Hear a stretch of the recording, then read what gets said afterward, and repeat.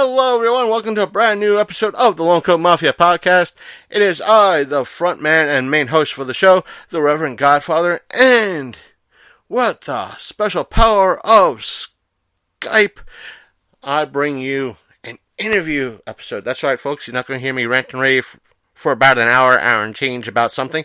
You're going to hear me speak to Nick Hunt through Skype, so that means you're going to hear some type of funky audio, but it's going to be the best audio, and it's been an interview episode, something that we haven't done for a while, and I haven't treated you guys for a while, and that's the interview style.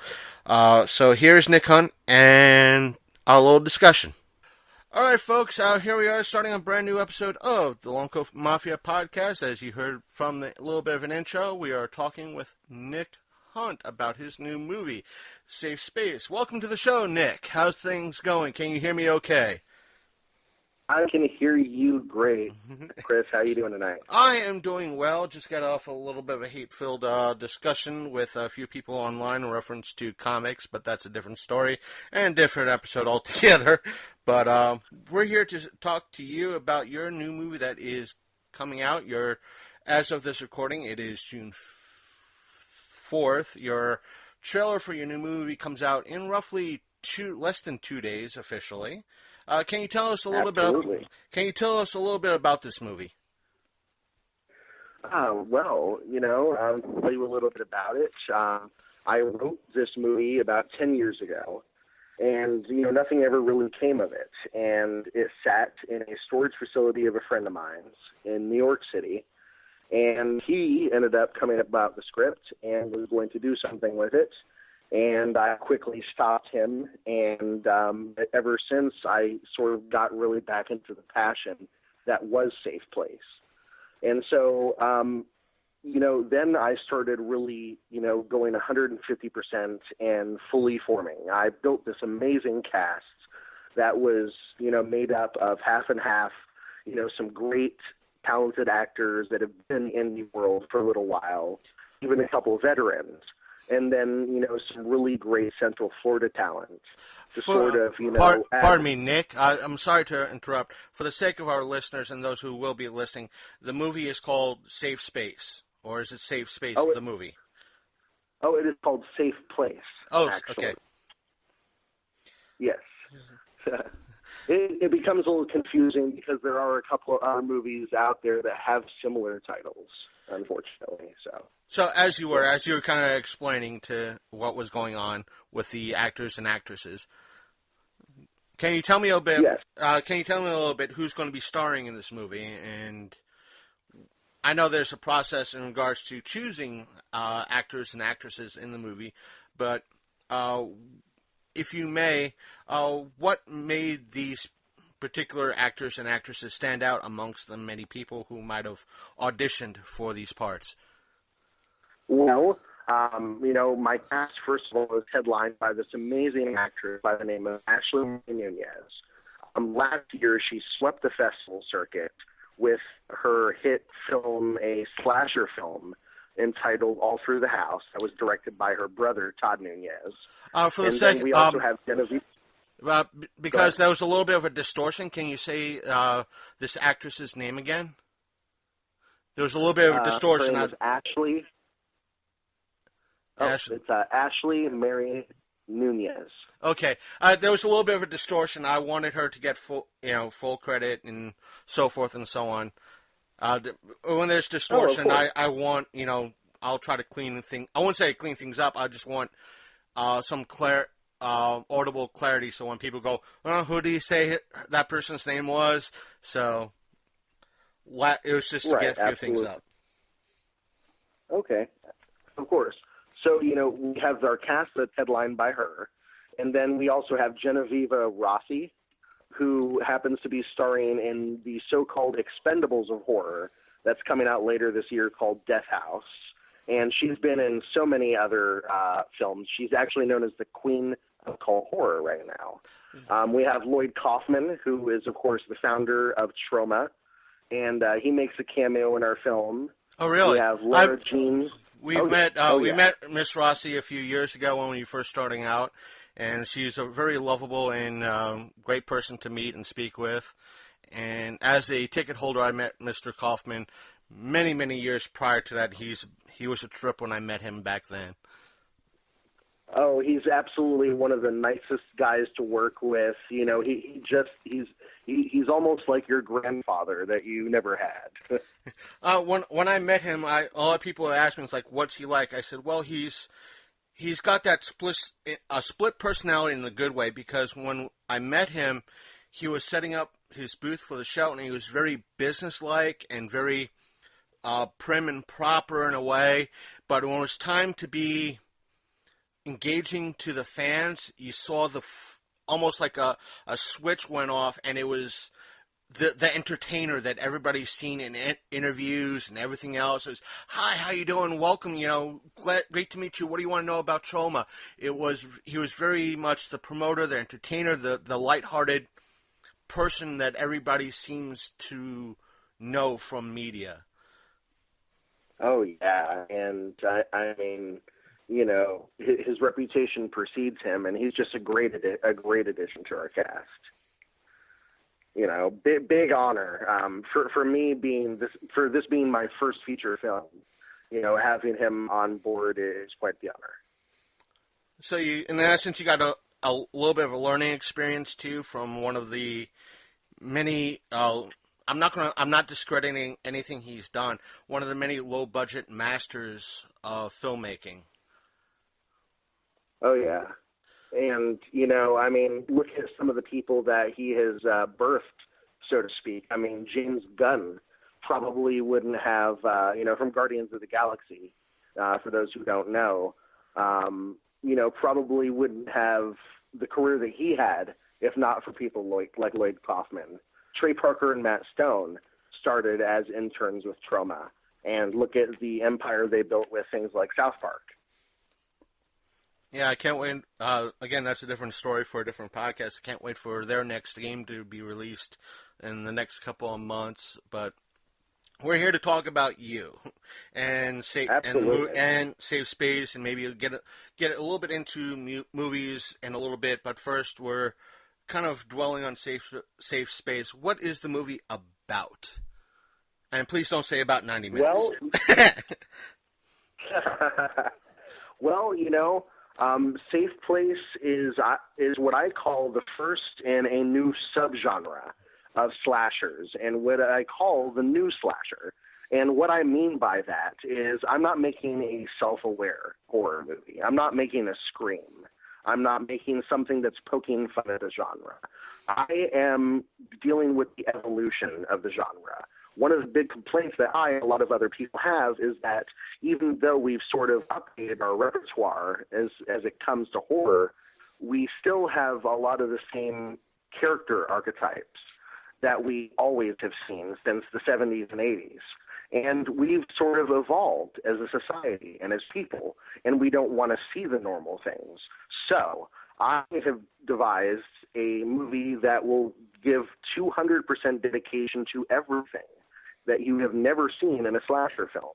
You're going to have smart characters that you are going to be rooting for and that are going to be fighters on screen. You're going to go back to the old school practical effects. I'm not going to have any CGI in my film.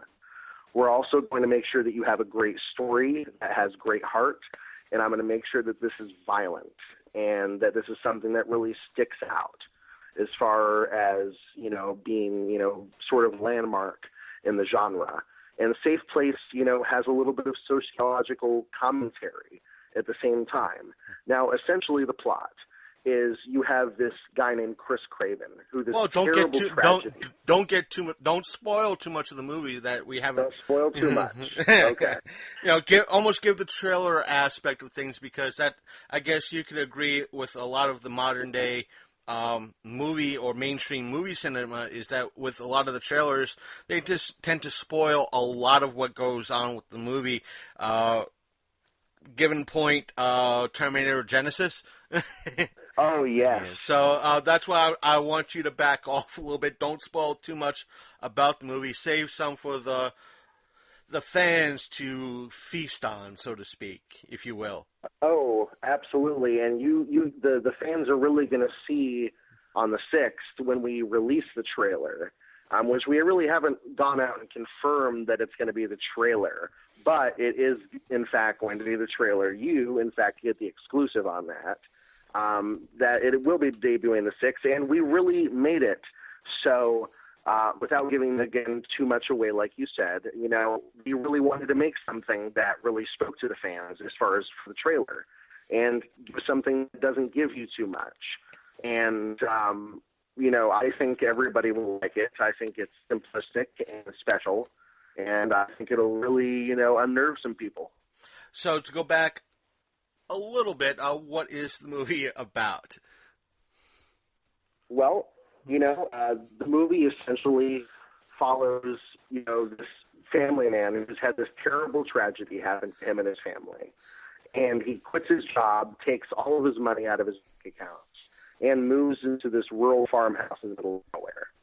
And he starts to sort of boil and bake about the state of the world and the terrible things that are happening around him, and sort of taking it into this exaggerated point of view.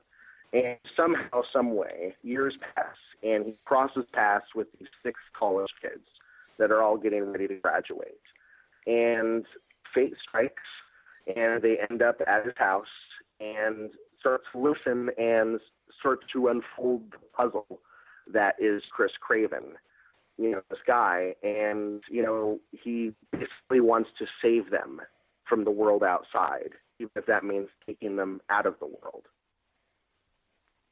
Sounds very interesting. I can't wait to see it. Will there, in this movie, will there be any type of, because there are a lot of horror buffs and a lot of horror fans out there, will there be anything that in this movie where, you don't have to spoil, again, don't have to spoil it, that will make fans go, oh, what, oh, gotta turn that off. My phone's going off a little bit.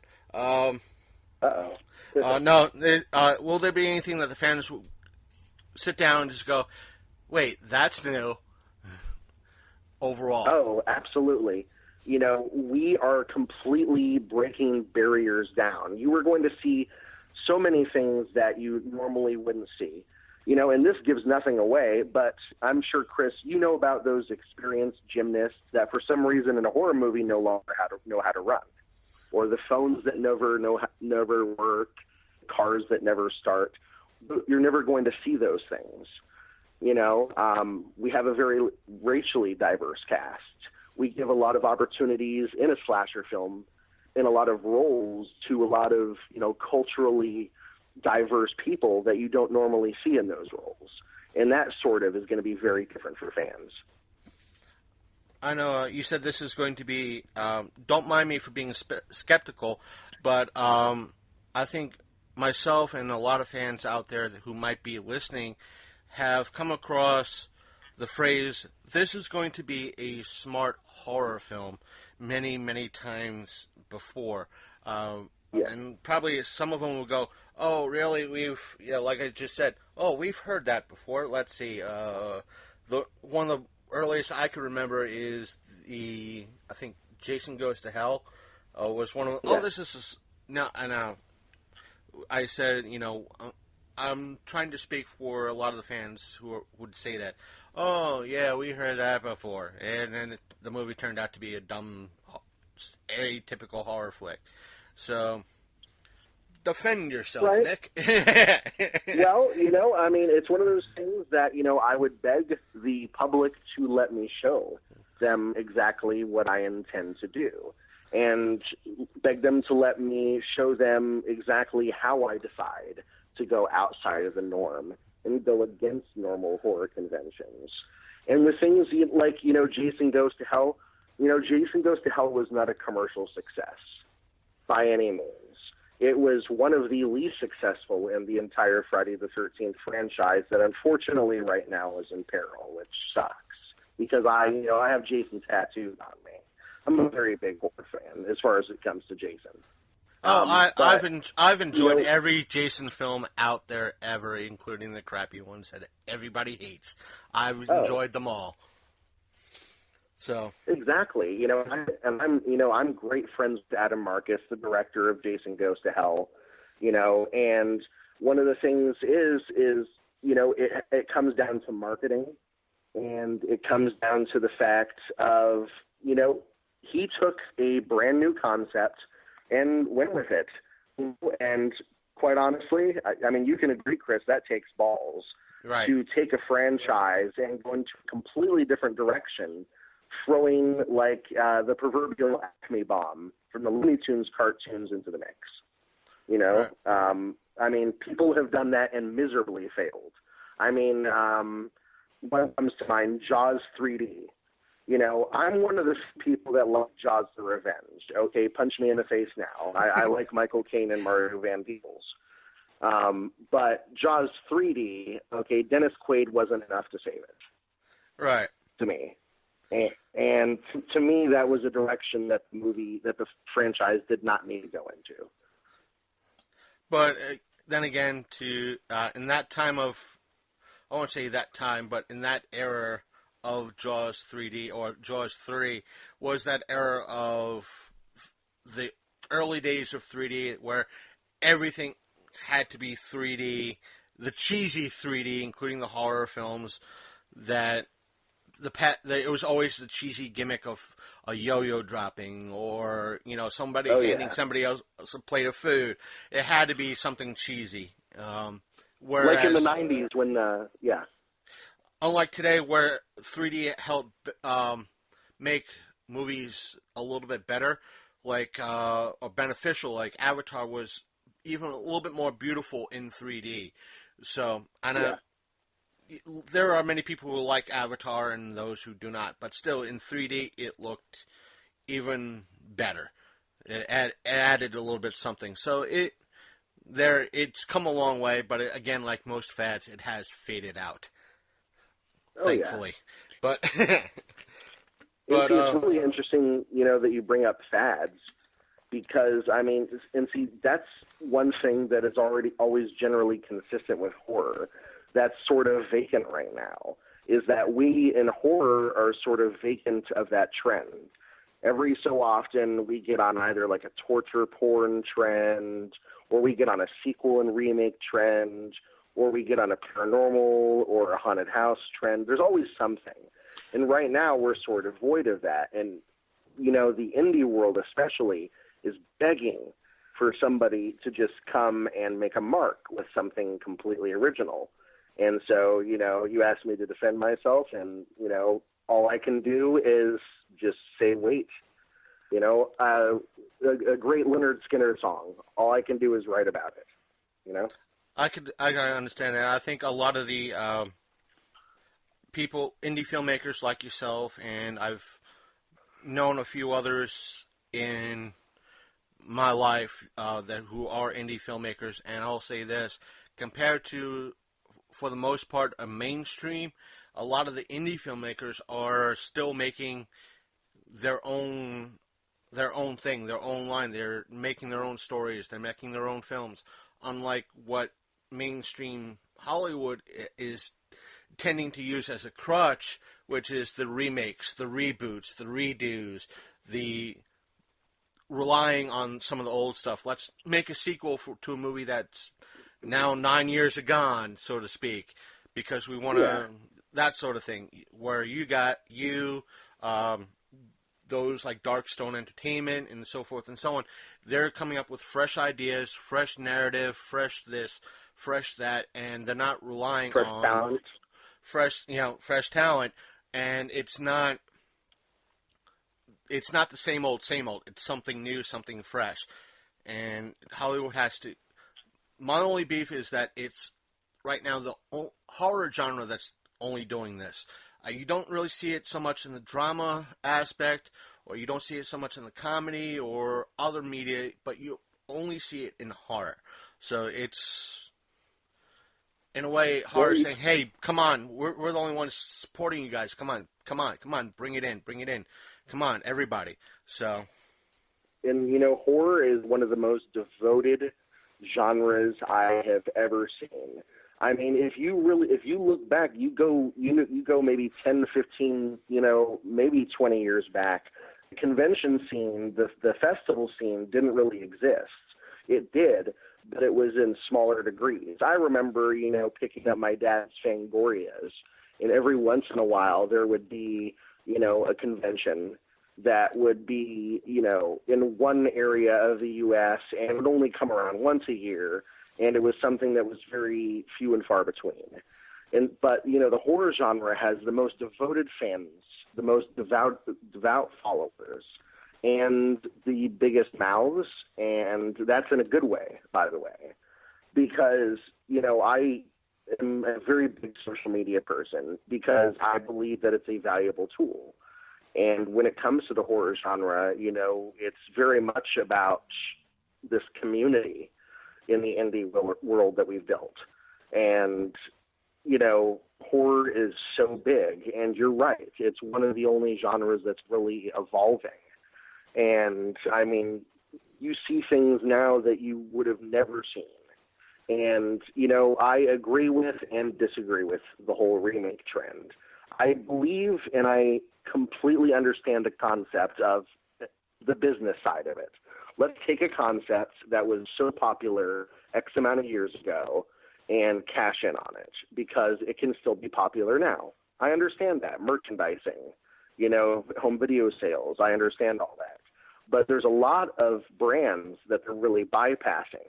I mean, I don't know when was the last time I heard about Gremlins 3 getting off the ground or another Critters or another Wishmaster. Instead they're focusing on sequel after sequel and prequel after prequel of, the same franchises over and over again. And that's where their mistake is that there's a lot of great opportunities to do basic sequels and follow-ups to some great franchises and still capitalize. I mean, nobody can deny that if they put another Gremlins out right now, it wouldn't be popular. Well, I'll agree with you on that. There have been many remakes or sequels or prequels or sequels that are prequels and sequels at the same time. Like yes. the Thing movie, the Thing movie that was out a few years ago is a great example of something that was done. I want to say correctly. To me, it was very underrated because it seemed it played like a sequel. It also played like a prequel. That it didn't trash on John Carpenter's movie. It seemed to add something to it, and it came off not only its own thing, it came off like a prequel. So it didn't. There's something that's good, and I'll say the Friday the 13th remake was a good remake, even though a lot of people hated on it. To me, it was a good remake and a retelling. I think it was a good standalone film. Right. I think, if you look, because it's like Jason X. Okay, Jason X is part of the franchise, was not a great film. Was it a great standalone film? Yes.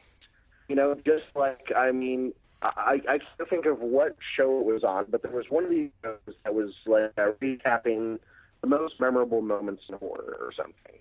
And it mentioned Nightmare on Elm Street Part 2. And it's homophobic undertones. And I can't watch this again without thinking about it in this other light. And it's so strange because of the way that things sort of unfold like that. Especially with... just for the sake of clarity, you came in a little bit garbled a little bit. Can you please repeat that a little bit or summarize for the sake of the audience? Oh, okay. What I was essentially saying is, when it comes to things like, Nightmare on Elm Street 2, which is sort of known for having, homophobic undertones. It's one of those things that, is sort of, I guess, interesting to sort of get used to. Right. Yeah. Now, to kind of get back to your movie that's coming out shortly, what was being you are a first-time filmmaker, correct, in a way? Yes. What was the hardest thing that you had to... Let's combine two questions into one. What was the hardest thing that you encountered in making this movie and putting it together, and what was the easiest thing to to learn and to pick up and to get this movie together? Well, I'd almost have to say that it's the same answer for both questions, which it would have to be the gathering a team that is really here to support me. I'm going to be very blunt and direct, as I always am. This movie this project has been in its inception for the better part of 17 months. And it has gone through so many different creative changes. And we just now have sort of the backing of this amazing creative team that's sort of gone above and the moon to bring Safe Place into the atmosphere that it is now. And, the hardest part has obviously been, to put it bluntly, the money side of things. And establishing a brand, going out and being a nobody and risking it all and devoting all of my time and all of my resources to really sort of going all in. And that's what I've done up until now, and I continue to do. And to me, it's been this hard, massive gut check, because I never thought that I would be in the position that I am right now, with my trailer being released for my movie here in a couple days, starring, an amazing actress. And now that's happening. But it's also been, the easiest part, because I've been able to meet so many people that I never thought that I would in this industry. And I've been able to do it so easily. Chris, in the past 17 months, we've built what's known as an organic reach on social media alone for Safe Place of over 40,000 people in 17 months. That means that 40,000 people have seen, engaged with, liked, reacted to, or shared our posts. And that is amazing in that short of a time without having any footage up until now out. And, it's been a rough journey. So seeing that number and seeing that growth has been a little bit of a, my God moment for you, so to speak. Oh, absolutely. There's been a lot of people throughout the casting process that have been at one point or another attached to this film, that have been some of my idols. And, to be able to get the opportunity to talk to them about coming onto a project that I put into inception, and, having people, love my brand and that are as confident in the Safe Place as me and the rest of the world seem to be right now, as to go out to West Hollywood and assist me in filming a trailer.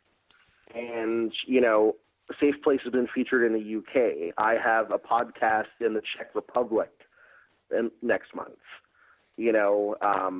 I'm trying to make a name for myself, and I'm trying to make a name for all of my talented cast and crew, because I'm a very all-for-one, one-for-all type of person.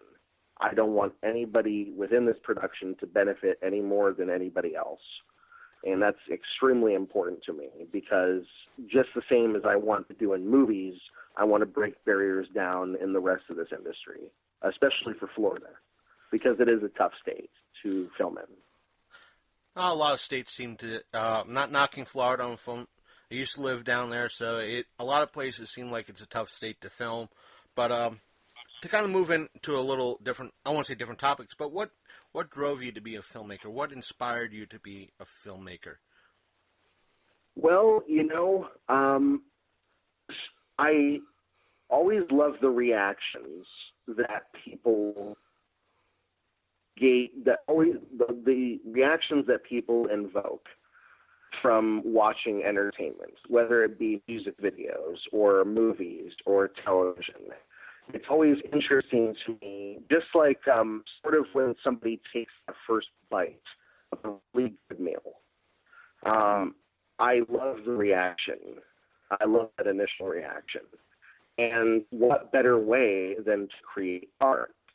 and to, at the same time, want to create something different that can help people and that can sort of benefit the world in a way, from your point of view being released, your artistic point of view. And, you know, that's what really made me want to get into it. And then I started watching, you know, my father would frequently sneak me into, watch, you know, little more movies here and there. And I grew up with all the greats. And, you know, I had a privilege of, you know, just growing so fond of everything from foreign horror from overseas to horror shorts, and I started studying. And when the opportunity really arose to get back into mode and to sort of go after Safe Place, then I did it. And I haven't stopped yet. Now, even though as a independent and budding filmmaker, I think it was you that shared recently in reference to a lot of what's been happening over at Cannes. I think it was like last week with a lot of the indie filmmakers. I think one story was about Troma themselves with what they went through and with what Netflix has gone to as well.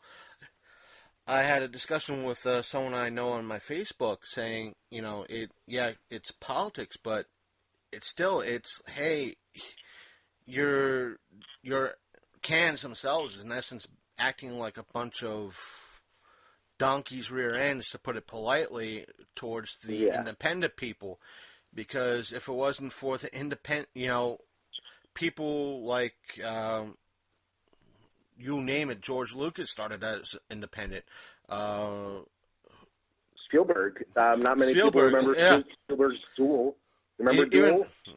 Yeah. Quentin Tarantino started as an independent, and without, you know, now they're the big time. Even Kevin Smith, you know, all the big names that are floating around Hollywood now have started as independents. And here's the company, you know, or film festival saying, you know what, screw these little people, let's bring in the bigger names. Do you think that is the money talking in politics more so, or it's when will you see the? I am losing my train of thought with this. I apologize, Nick. That's all right. I'm trying to phrase it right.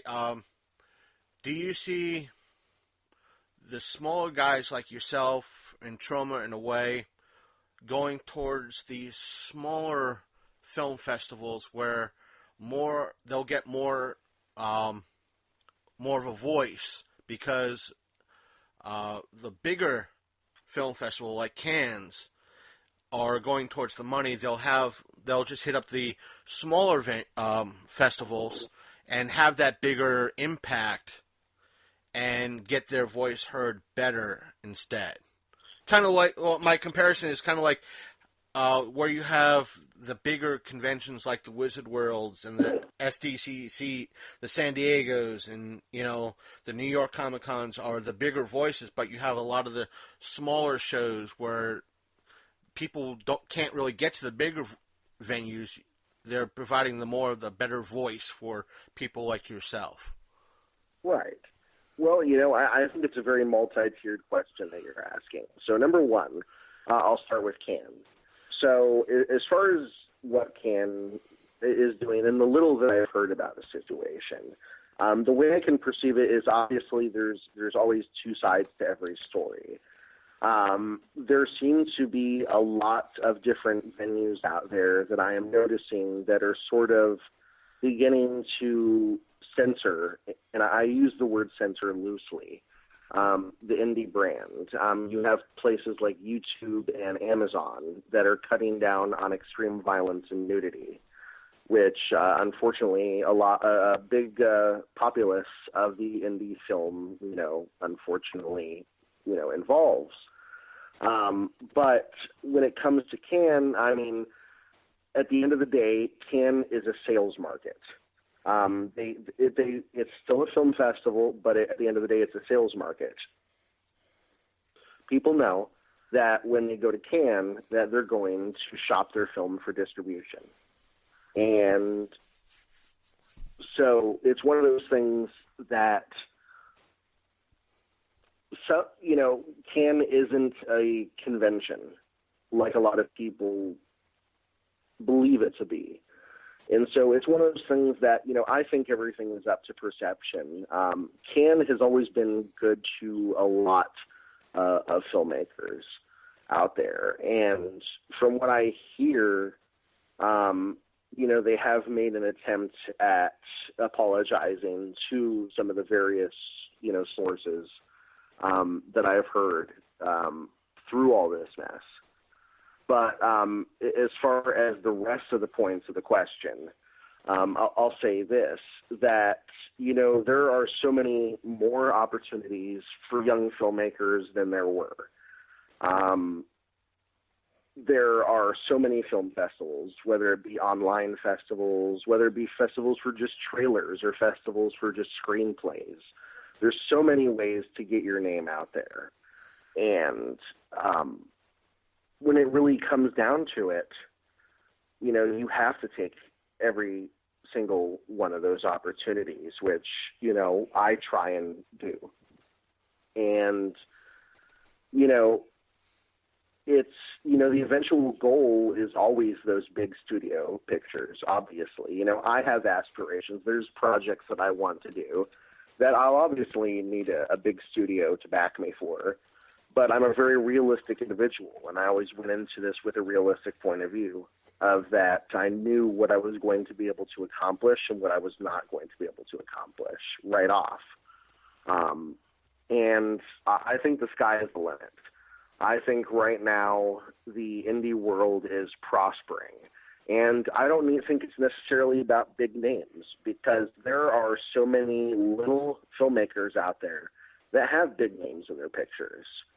I mean, do you remember how much people freaked when Sofia Coppola, in her debut, Lost in Translation, when she got Bill Murray? Which, at that point, Scarlett Johansson wasn't a very big star, but Bill Murray was. And for that little tiny indie movie, and it ended up winning, I think, Best Picture that year. And, I mean, there are filmmakers every year, especially in horror, that make these pictures with, little to no money, and they do amazing on the festival circuit. They do amazing on the convention circuit. They do amazing on video on demand and in limited release. And they're gold. And a lot of the time, it's first-time filmmakers. And that really gives them confidence. There was a really awesome documentary that I got a chance to watch the other day that was called You're So Cool, Brewster, the story of Fright Night. And one of the things that I did not know is that Tom Holland was a first-time director when he did Fright Night. And so things like that, really, quite honestly, give me courage. And so I'm very confident that I can prosper in this indie world. And, the bigger festivals are going to catch up. But, people have to sort of understand that separation between the festival and the convention. And people sort of, understand that, there's time and place for everything, especially for horror. Even Sundance caught up, and Sundance has their midnight selection. So I mean, I think people need to relax a little bit. I think it was a one-time situation. We don't know the entire story. I know everybody, has the potential to create a ruckus, in the right light. So. Right. And to kind of explain things a little bit more to the people in the audience, and I don't know how much of my statement you'll agree with, is that even though I heard this statement recently as this past weekend based on the library's pop culture show, the statement that was made by one of the guests that they had was, small conventions like this are gimmicky. The small conventions or the small film festivals, I don't think are in any way, shape, or form gimmicky. and I think we'll be covering it in in the upcoming Hostful, which will be dropped after this episode. We kind of explain on it. They're not. They might seem gimmicky all the way through and through, but there are many people who cannot, for whatever reason, make it to the bigger venues. And the smaller library conventions or the smaller town festivals, whatever they might be, are the perfect thing to get people to experience that can't make it past a county line or get to a major city to see the major events, in a way. And see, I completely agree. Because, me personally, as a young filmmaker, I don't care if my movie is showing in the storage closet of an emergency room in a rundown hospital. It's still showing my film to an audience. And, it's a really big of mine with a lot of big stars that you see that really got their start in horror that unfortunately refuse to acknowledge that.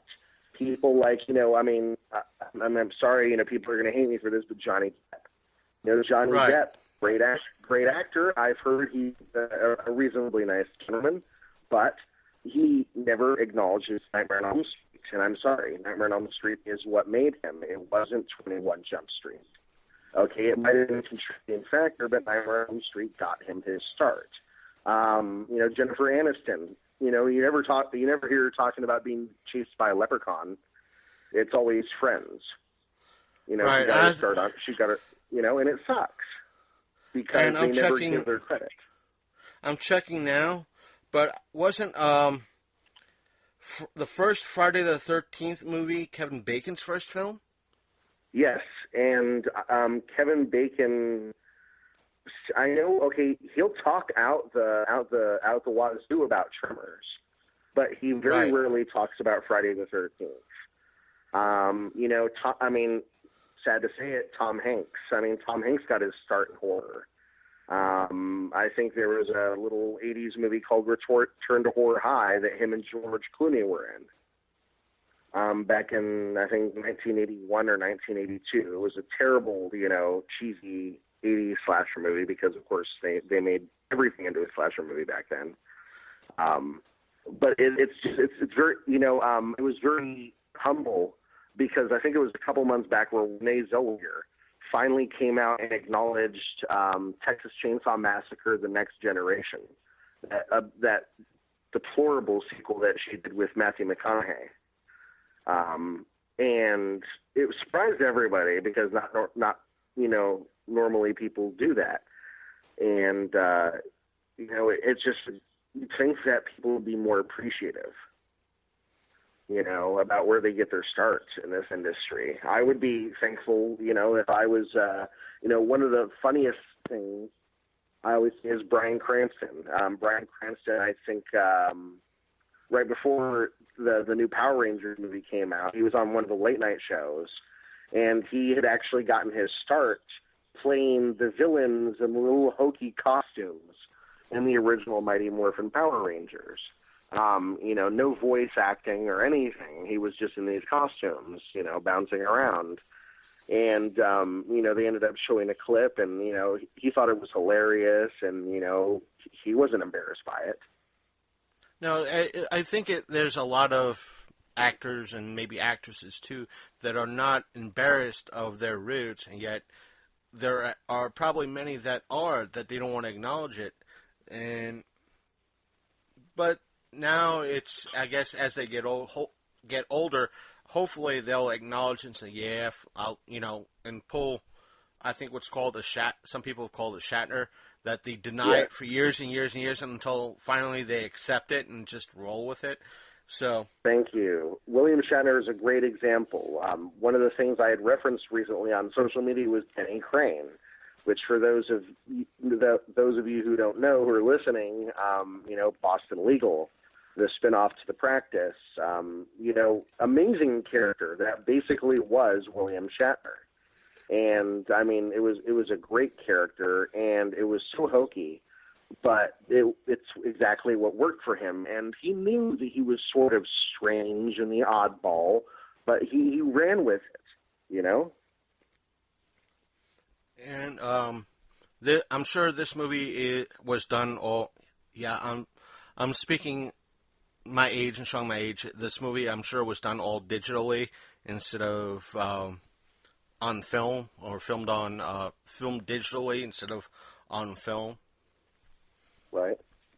So I'm talking about Safe Space, right? It was done all. Yeah. Safe Place. Safe Place was actually. It's actually going to be filmed on a Red Dragon camera. I first heard of those. I know a lot of people don't like the film, or first time I heard about that particular camera was watching the movie Gamer, which was out early part of this century, I think. Yeah. And they had they were using the prototypes, in essence, giving the cameras their first paces while doing that film. So, which hopefully I think the movie will look good, because that movie looked good and it was done on that particular camera.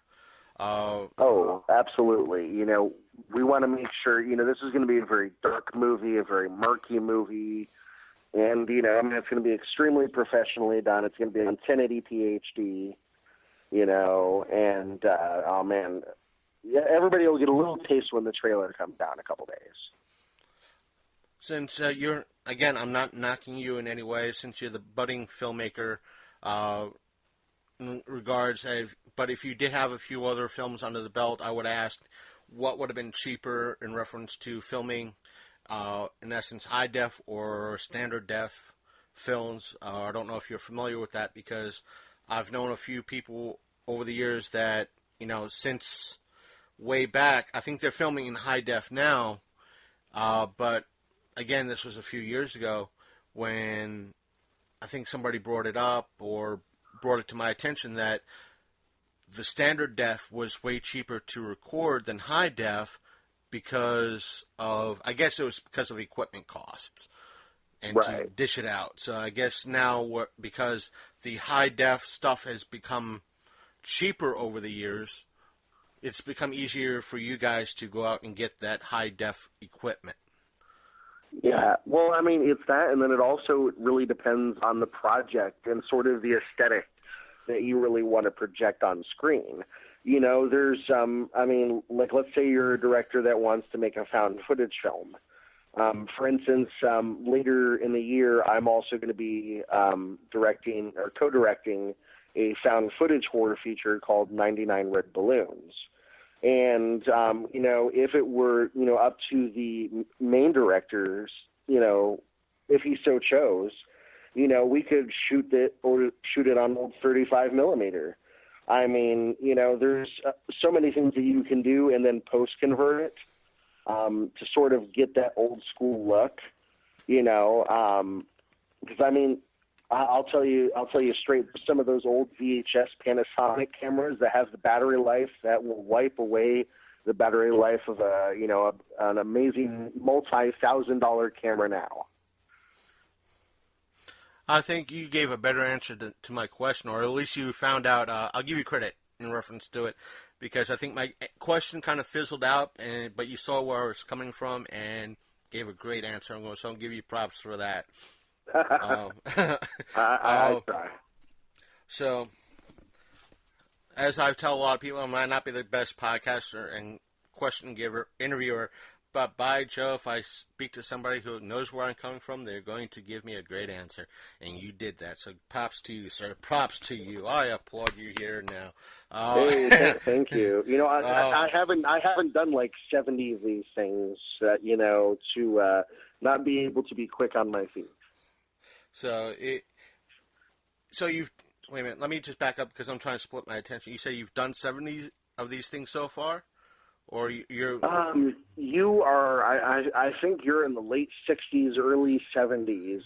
Over the past 17 months, I've been on tons of different talk shows, radio shows, podcasts, webcasts, And then I have about maybe 30 or 40, or actually about 30 right now, a potential like 10 or 20 more over the next 90 days with various cast and crew members involved in the movie.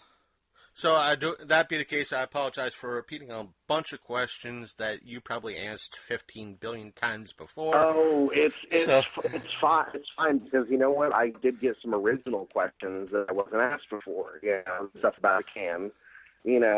Obviously, it's stuff I'm not normally asked. I'm a very no holds barred type of person. So at least I'm falling within the standard range of question goers, because I know there's a lot.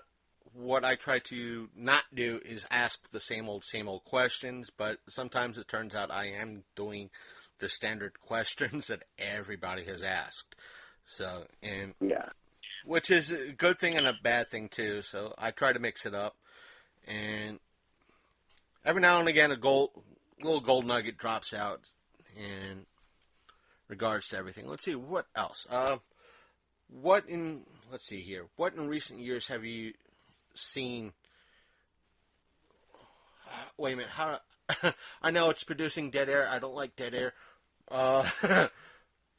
You're fine. What mainstream movies over the past couple of years have you seen as gems, so to speak? What have been the gems over the past few years, or have they been considered a bunch of flops? Well, no. I mean, there's been a ton of amazing movies that have come out over the past, couple years or so. There's been obviously a couple duds as well. I would say, things that are top on my list are things like Moonlight, things like Room. I mean, awesome, amazing gems. And they're not even horror movies. I have a very eclectic taste when it comes to film. There was the foreign revenge film that won the Academy Award for Best Foreign Film this year, Elle, starring Isabella Hooper.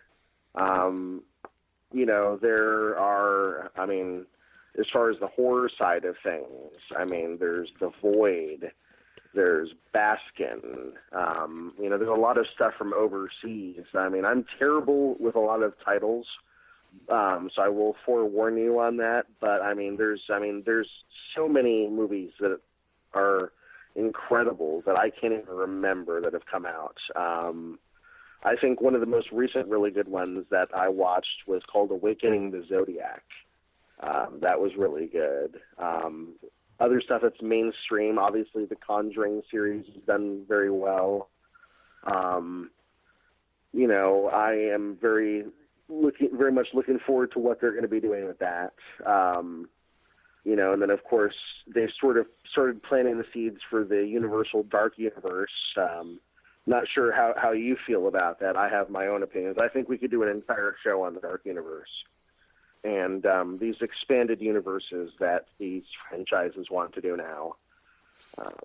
That seems to be the case that I've seen over the past couple of years too. That every every studio wants their movies to be kind of a franchise film in some way, shape, or form. And I think a lot of them have been a hit, or a few of them have been a hit, but there has been a lot of misses. I think one of the examples of that has been Jupiter Rising, when they were banking on something that would have been an uber hit, and all of a sudden just fell flat. Yeah, well, look at what they thought. Look at the monster hit they thought Tron was going to be, or Tron Legacy. Right. Tron was really cool back in the 80s, but that's why it was cool, was because it was back in the 80s. It wasn't advanced. It wasn't new.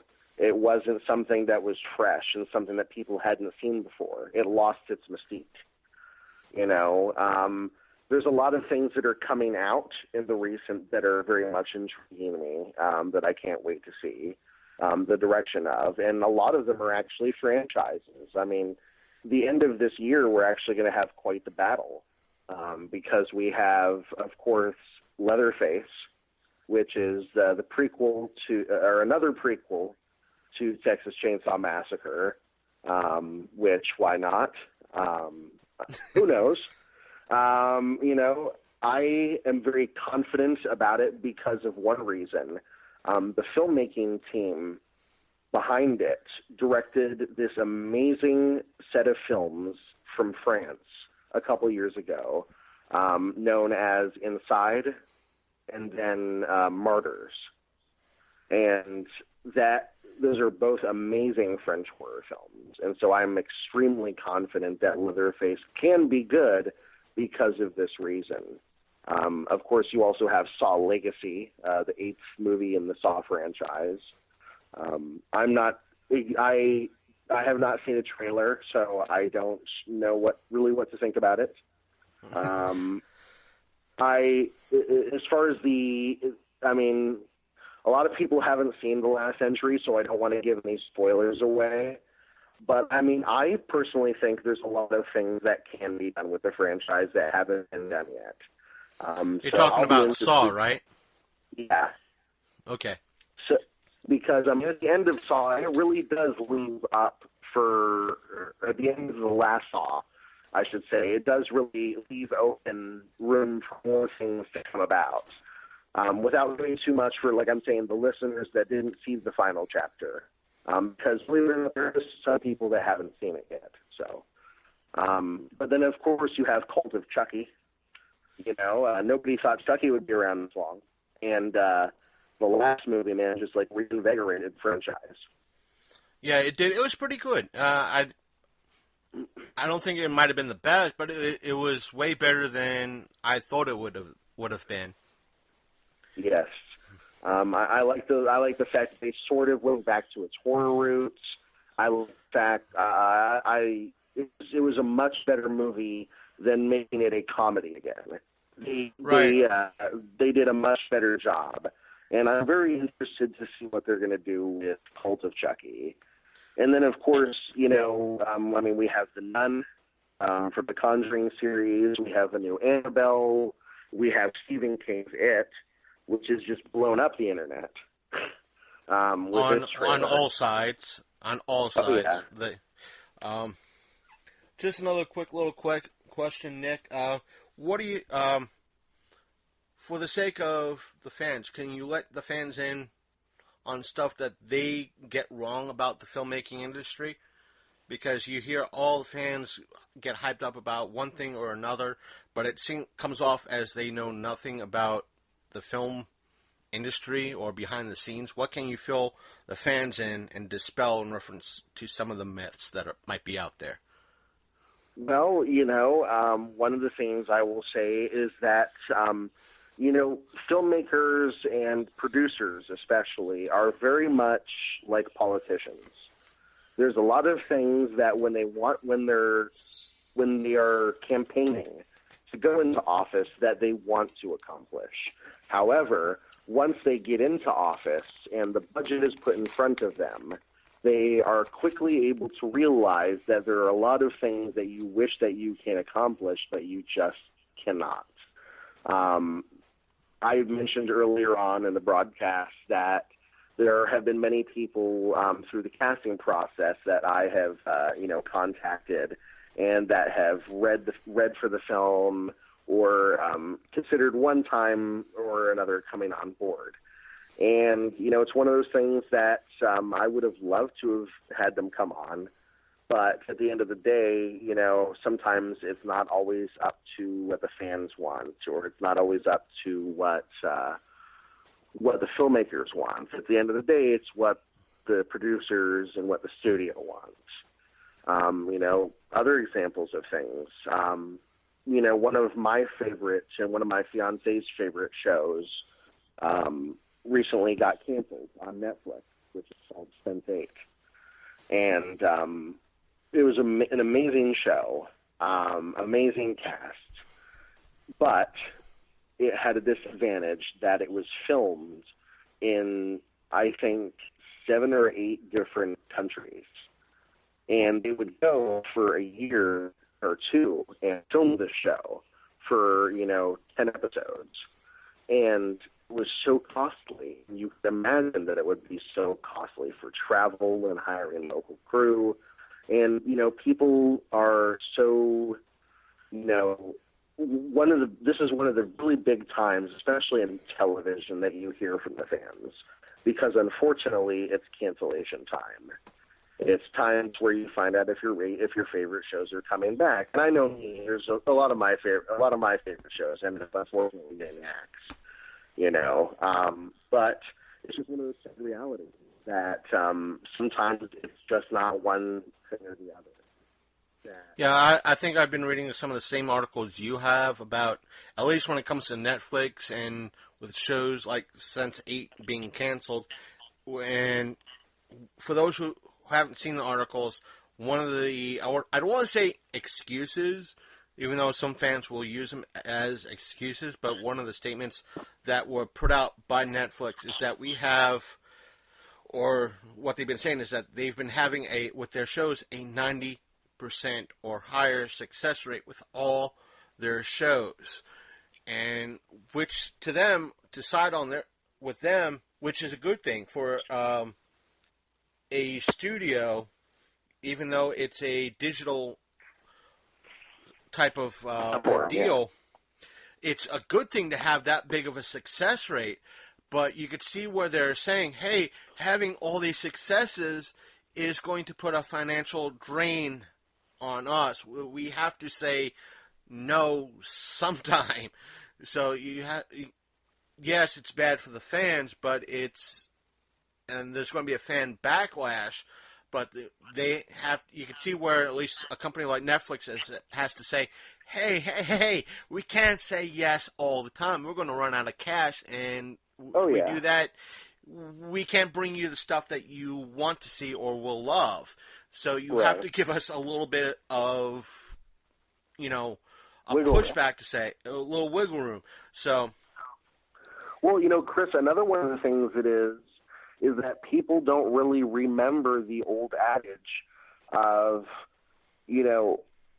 look at some of the greatest things that you remember from your childhood. This is the most simplistic things. And then what happened to them when money got pushed into them or money got invested into them? They started dwindling away. A prime example is I'm trying to think of the television show. Oh, okay. The best and easiest example is Roseanne, the television show. A lot of people claim that the moment that Roseanne jumped the shark is when they won the lottery, because it sort of took away from the blue collar, the whole aspect, the whole rundown of the show was basically tainted and thrown to the side when they won the lottery and then became successful. It was for the very same reason why Al Bundy always got teased for having success, but he never really accomplished success, because him accomplishing success would, throw the whole dynamic of the show in the garbage. So, I mean, it's sort of, people don't realize that, a lot of the times when your favorite brands get in front of money, people are going to realize, hey, this is a moneymaker, and it's going to change a little bit. Netflix was this little tiny thing, and then people are realizing it's not a very tiny thing. That, like you said, 90% of its shows are successions. So we need to capitalize on that. So Netflix isn't the small little thing it was anymore. Just like Lionsgate isn't the small little company it is anymore. Just like Universal wasn't the tiny little company, or Disney. All those brands, once they get money, they evolve and they change. And it's just one of those things that we sort of have to realize that when it comes to, because I'm trying to be the median. I want to be in the middle here by saying that I know the business side and I know the creative side. I know the downfalls and I know the props here. It sucks, but in order for things to succeed, they have to change sometimes. Right. Netflix has seen that formula of, all right, we hit a formula, or we had a formula that works. And it's starting to snowball in a good way, we can't let it snowball to the point that it's going to become a bad thing. We have to now guide it so do some damage control now.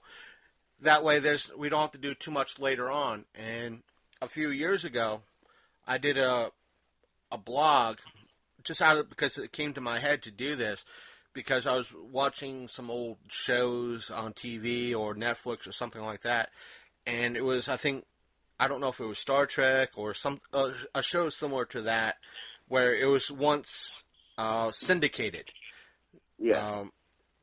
And shows like my blog that I put up was being syndicated, and now comparing the syndicated era to the digital age, so to speak.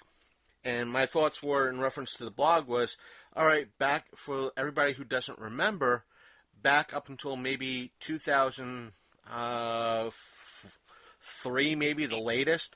A lot of shows like Star Trek, Xena, Hercules, so forth and so on. A lot of classic shows were syndicated, and that's why you had the juggernauts like Star Trek Next Generation. Not so much Voyager, but DS9 was all at one point syndicated to independent networks. Friends, right? And when they're syndicated, which is a good thing. Which for a lot of shows, it's a good thing. But with nowadays, that syndication is no longer an option.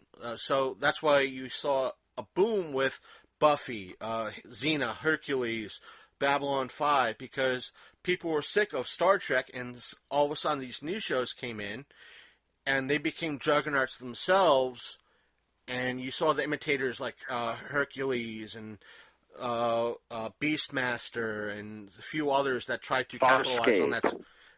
Farscape was I love Farscape. Henson Productions found a great mix between practical and digital. I'll say that. And I love the show, but with a lot of the cable. Henson doing the Dark Crystal series on Netflix. So I want to see how he does that, because I was pleased how Farscape did, and with the digital and the puppetry and the practical. So I want to see how it's done. But with the syndicated, everybody having a network TV show, like TNT was coming to play, the USA Channel was finally finding their groove with actual shows themselves instead of the syndicated stuff.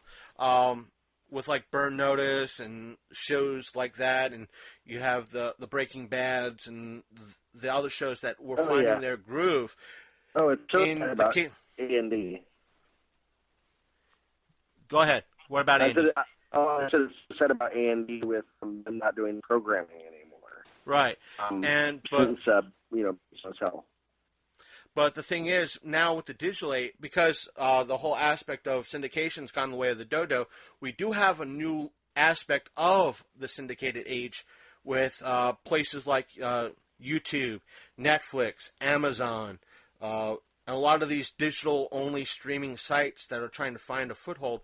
They need this new content, and here comes again the new syndicated market.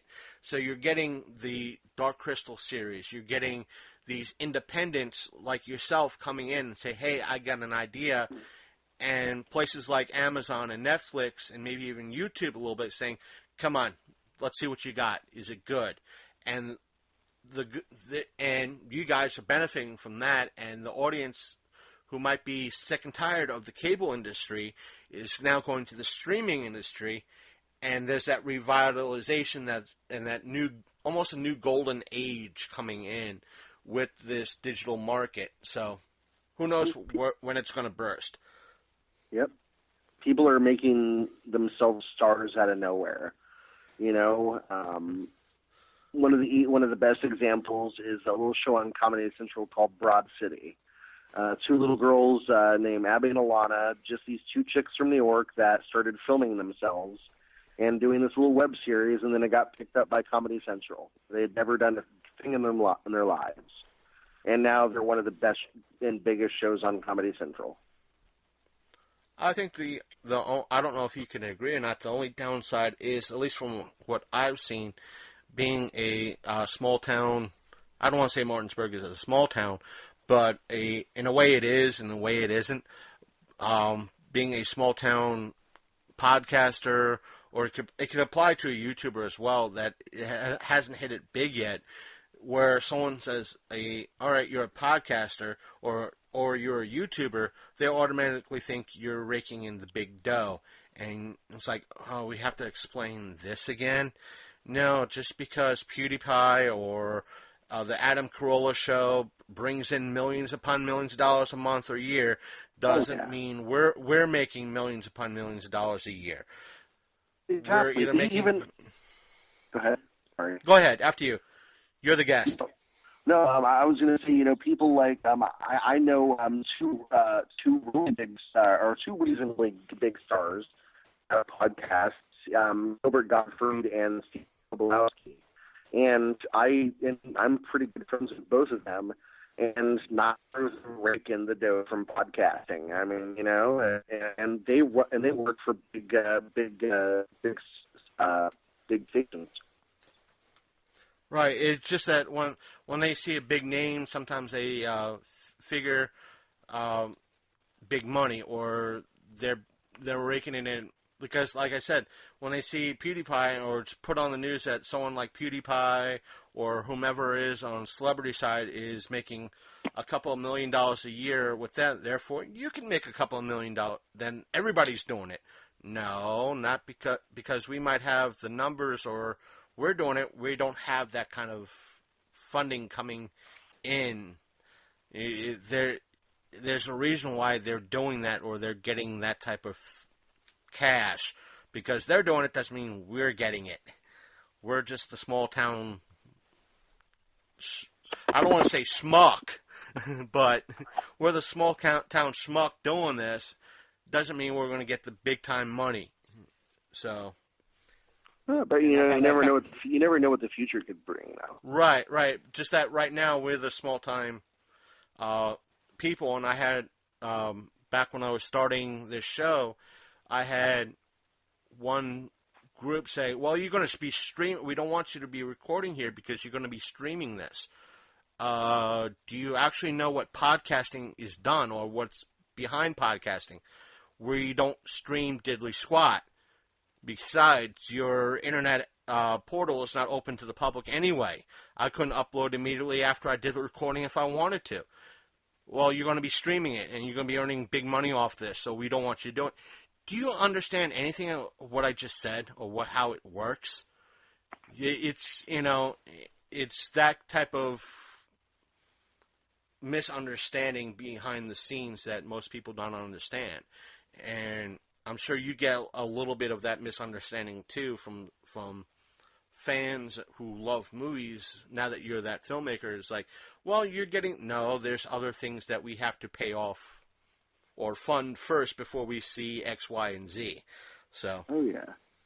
Oh, absolutely. And that's at least what I try to explain with people too when it comes to movies. And they're like, well, let's take your movie. Safe Space, for example. It's like, well, Safe Space is earning X, Y, and Z. Well, not yet. What do you mean not yet? Well, the number you see is the front end. That's before these people take their cut, these people take their cut. After that, this percentage is hit, then they get that money. But they have to factor in all the advertising. What?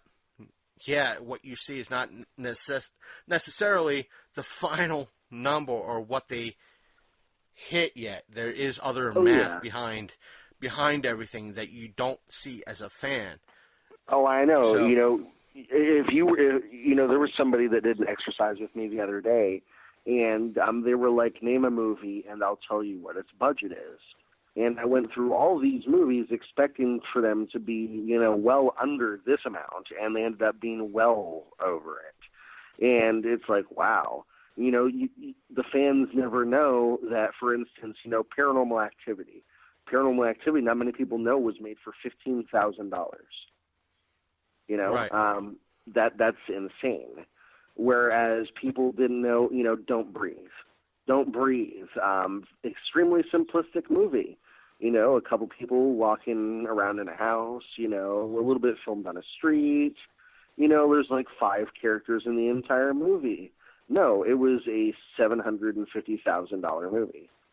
Right. You know? You have when you have movies, or they say, hey, it was a movie like Paranormal Activity was a big success and a blockbuster. Yes, it was. As you said, it was made for like $15,000. What? And they're like, yeah, it was worth that, but it made so much. Yeah, they also had to advertise that movie, so there was probably another $500,000 to $1 million in advertising once it got sold. Oh yeah. So yeah, they might have made $100 million. So yeah, it was in all sense of the word a blockbuster. But when you have movies like major mainstream movies like Guardians of the Galaxy or what have you, or Pirates of the Caribbean that were made for $250 million, they might have another $200 million tacked onto that you don't know about strictly for advertising. And the number you see popping up saying, hey, they were this number in the box office this week, yeah, that's not the final number that the studios actually see. They want to see those numbers because the more money coming in means that they're going to see that goal finally getting hit and finally making in money. So, and a lot of fans don't realize that. And speaking of fundage, have you been hearing about the news in reference to Sony? No, actually. What I've been hearing, at least I heard watching one commentator on YouTube, was saying that Sony might be severely in the hole, that they're close to like $1 billion in the hole if some of their movies that are coming out this year don't turn a profit, that they could, in essence, go under financially. Right. At least their movie department or filming department. Well, because I'm sure they make. Isn't Sony a division of Paramount, I think? Or are they not associated? I don't know. I'm just repeating what I heard. Yeah. So now I know. I know with something like that. I mean, here's the thing. The only thing that I can, as far as Sony films, the only real big franchise that I can remember being a Sony exclusive franchise, unfortunately, is Spider-Man. And, okay, the Spider-Man films have not been a great franchise. It has been a very up and down franchise. The earlier films with the Tobey Maguire saga were profitable, but then they dwindled down and down and down and down. And then I think as well, I don't think Columbia Pictures distributed Ghostbusters, the new one. I think it was Sony as well. Yeah, Sony is one of the ones that put out the current iteration of Ghostbusters. Yeah, and so, and I can't really recall a whole lot of other tentpole or blockbuster movies under the Sony banner. Which, okay, those two mentions alone aren't really that great. You know, Ghostbusters, I was just having a debate with somebody about this. Sony, I think, was bonkers when they marketed that film. They said this has absolutely no association with the previous films. But then in the first trailer, they mentioned the first 2 films. In the first, 5 seconds of the trailer, too. And they didn't know, the merchandising was all wrong. I think it was a complete mistake the way they marketed that film. I think it should have been marketed as a standalone film in the Ghostbusters universe. I don't think it should have been marketed as Ghostbusters 3 or a reboot of Ghostbusters or a remake of Ghostbusters. I think it was, if I had done that, if I had marketed that movie, I would have marketed it completely different. The same with the Spider-Man. Go ahead. From what I heard in reference to behind the scenes of, as a lot of my listeners who've been listening regularly over the past year or so, yes, I've had some hatred in reference to the current reboot of, if you want to call it a reboot of Ghostbusters, but there has been in the past when it was leading up to and even after its release, there was a lot of trouble behind the scenes in regarding to that movie when it comes to the director, the studio, who was in charge of the studio at that time, what they were trying to do, and I think I was seeing several reports, including I think one that you might have reposted on Facebook today in reference to what Dan Aykroyd. Dan Aykroyd has said in reference to the movie. He gave a lot of credit towards the actresses who were in the film, but he did a lot. He said a lot of salt, gave a lot of salt to the director behind it and to Sony in regards to what was, in essence, did behind the scenes. He didn't go into it too much, but from what he said, it was like, well, it cost too much. That's why there was a lot of trouble behind the scenes. In essence, counteracting what was said many months ago prior to what a lot of people have said. Yeah, I mean, it was so mistake filled.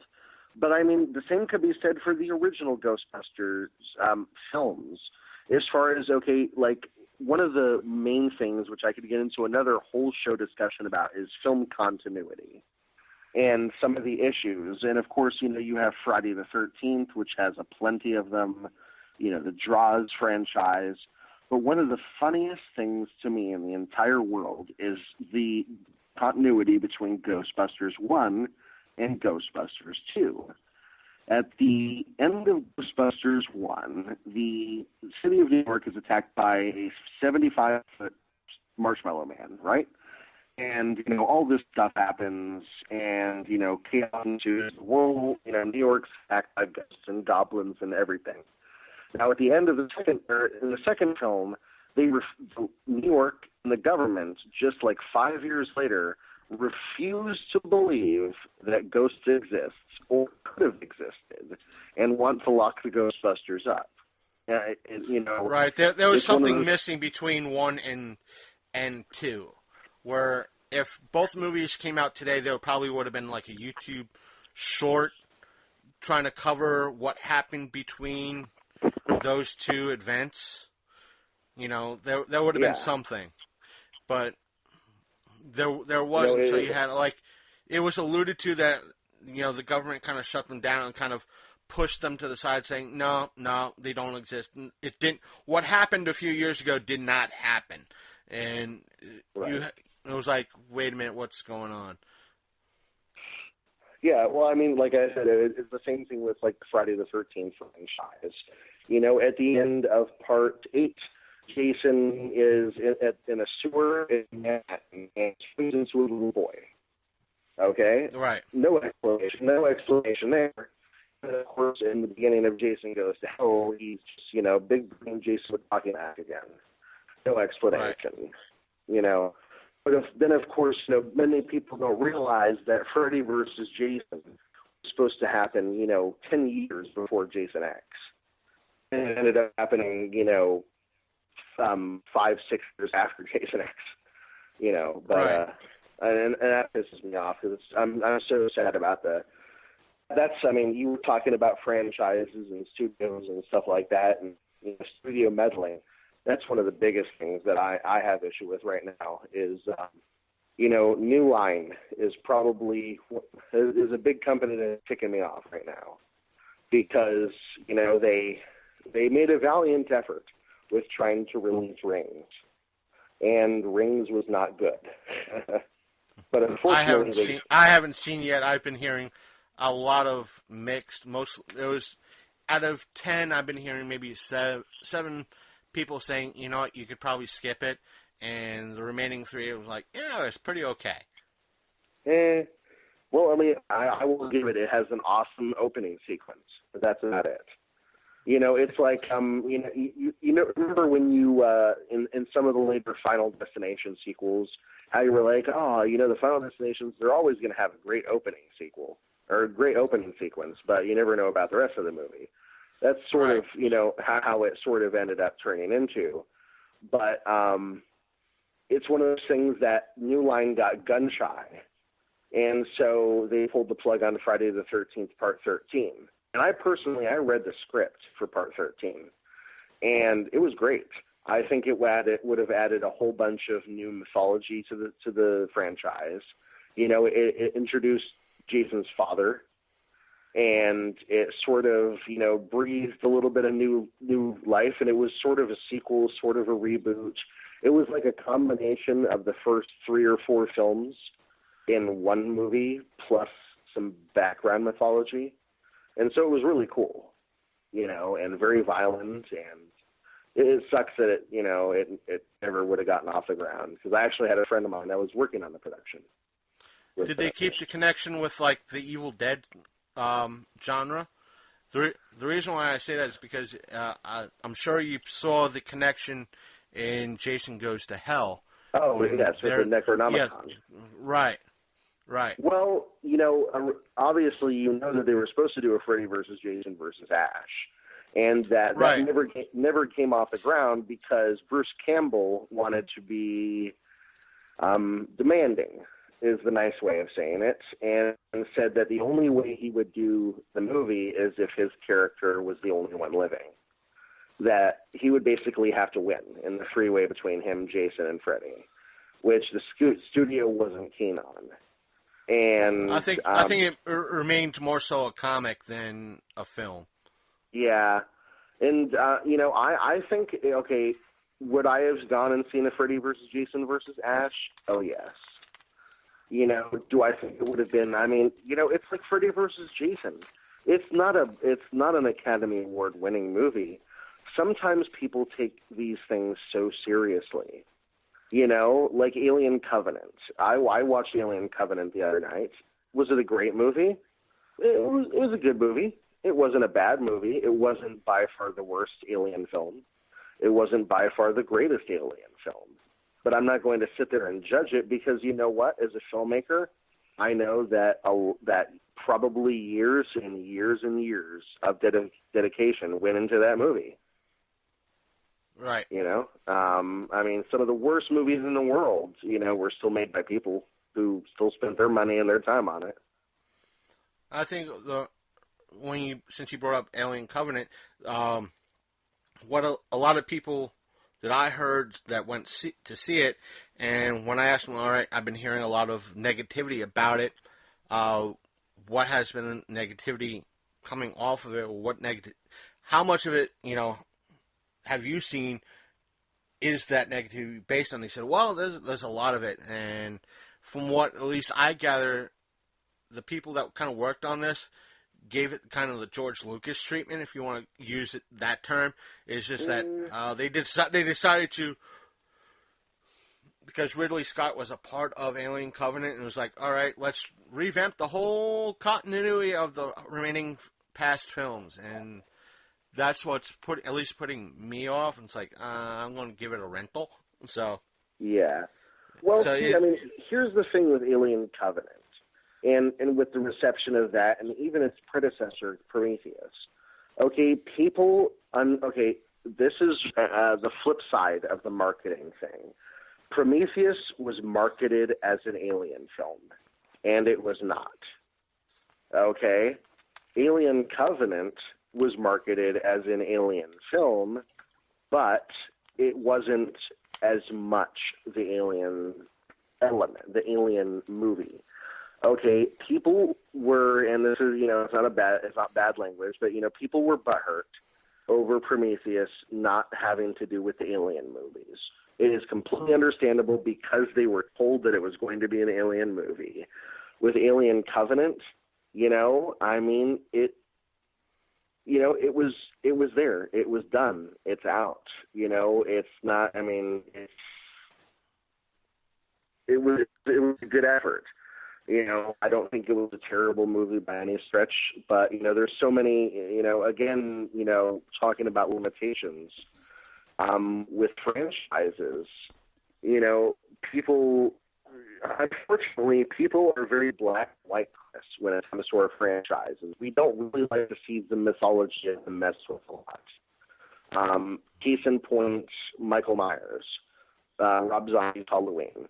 We don't, there's some people, we don't want to know why Michael Myers does what he does. We don't want to know that his pup was killed, or that somebody, broke the head off of his doll, or that he didn't get what he wanted for dinner every night. We don't want to know that. We know that Michael Myers is a silent killing machine. We don't want to know why Jason, why he couldn't go out in excuse my language, why he couldn't go out in a one piece, bikini, right. I mean, it's the thing of us horror fans like black and white. We don't like our mythology messed with. If you are going to do something that is original and out of the box, just let us know from the get-go. Don't, give little tidbits to scare the heck out of us. There was one of the best examples was, I think it was like 3 or 4 years ago, when Michael Bay first announced that he was going to reboot Ninja Turtles and make a new movie out of it. And he says, well, the Ninja Turtles are actually going to be aliens. And it was a statement that was taken out of context from a massive interview that was done with him, and an extremely short portion of it, by the way. And people were in such an uproar over this one little statement, and they threw such a conniption fit, and it made a buttload of money. The most recent example is the new Halloween, that Danny McBride. Now, okay, I am as much of a skeptic as anybody else that Danny McBride is writing the new Halloween.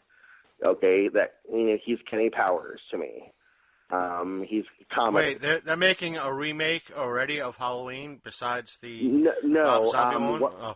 No, okay. What they're supposed to be doing is that, and this John Carpenter has actually gave his blessing about this. He's read the script and everything.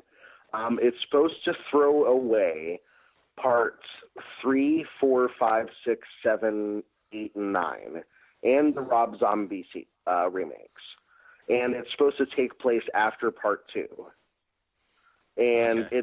And he said that it's supposed to go to the original mythology, and that it's supposed to go back to the original creepiness, and that it's going to be the shape. It's not going to be, but the biggest gripes about it is that Danny McBride has come out and said, number one, that Michael Myers in this movie will not be immortal.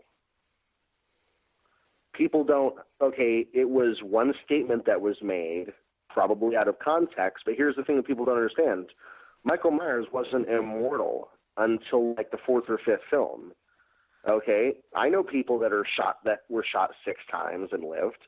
Okay, at the end of the first film, he's shot 6 times and lived.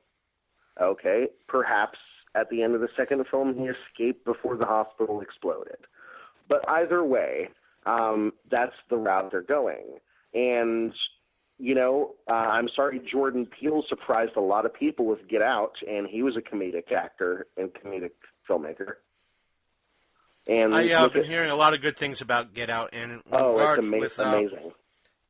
With regards to Halloween, as far as I remember, it's been a while since I've seen the original Halloween stuff, but when I remember seeing Halloween, I'd never seen anything in regards to him being immortal.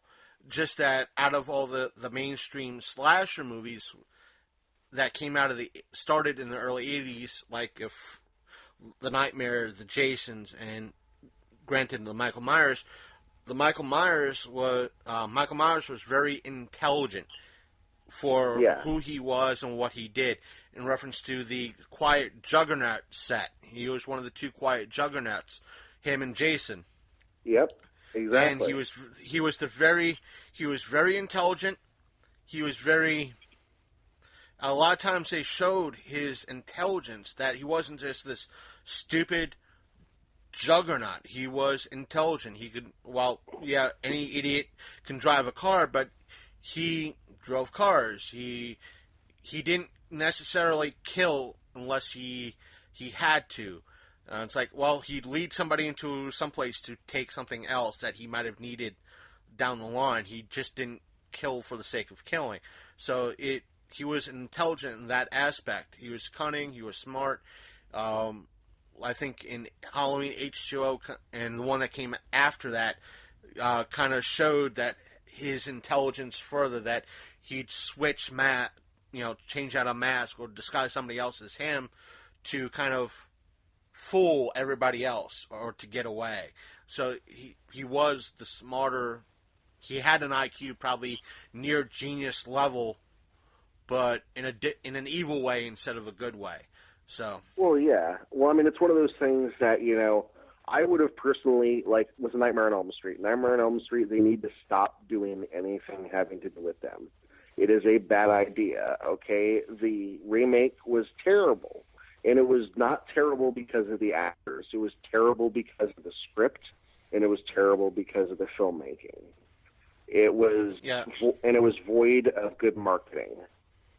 I'll agree with that, because to tell you the truth, even though I liked the Friday the 13th remake better than the Nightmare remake, and to me it was night and day. Especially, I think you could, as a fellow film fan, you could understand that has to go with it.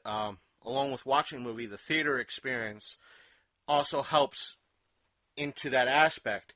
And when I watched even though I enjoyed the Friday the 13th remake as a movie, the theater experience was fun because you had the whole audience scared over a thunderclap or lightning.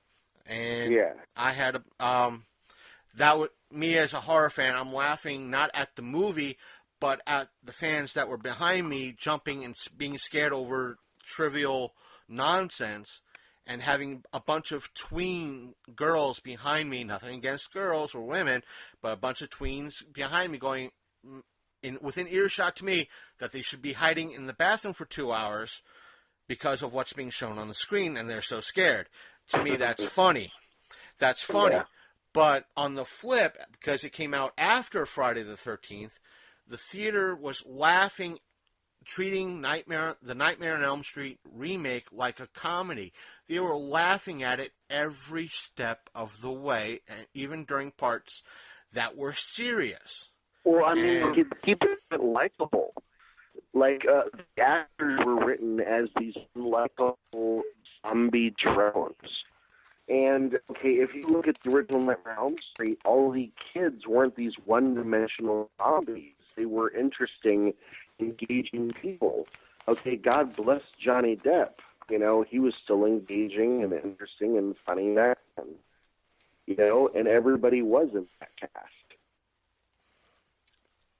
And I think that's why, again, like it or hate it, The Walking Dead, the reason why at least the comic has done so well is because the people who wrote it, or at least write the TV show, give you an investment to the characters, and when they're killed off, it's like, why? Why did you kill this person off? Well, it's part of the story. There's that dramatic build-up. There's that attachment. The best movies and the best shows tend to do that. They give you an attachment to a character or a group of characters, and if and when they pass away, they're, you miss them. That's part of you getting that attachment to that movie or that show, and what could make that show or that movie really good in some ways. Exactly, and see, that's what we're going to be doing with Safe Place, is we're really going to throw some, proverbial bones at the audience. That's really going to throw some people off. There's going to be a lot of things that you're not going to expect. And that's a good thing to hear. That I remember, to kind of bring a little bit of light to things, even though we've been light and just chatting about movies in general and safe space. I remember a comedian. This is going back to the early '90s.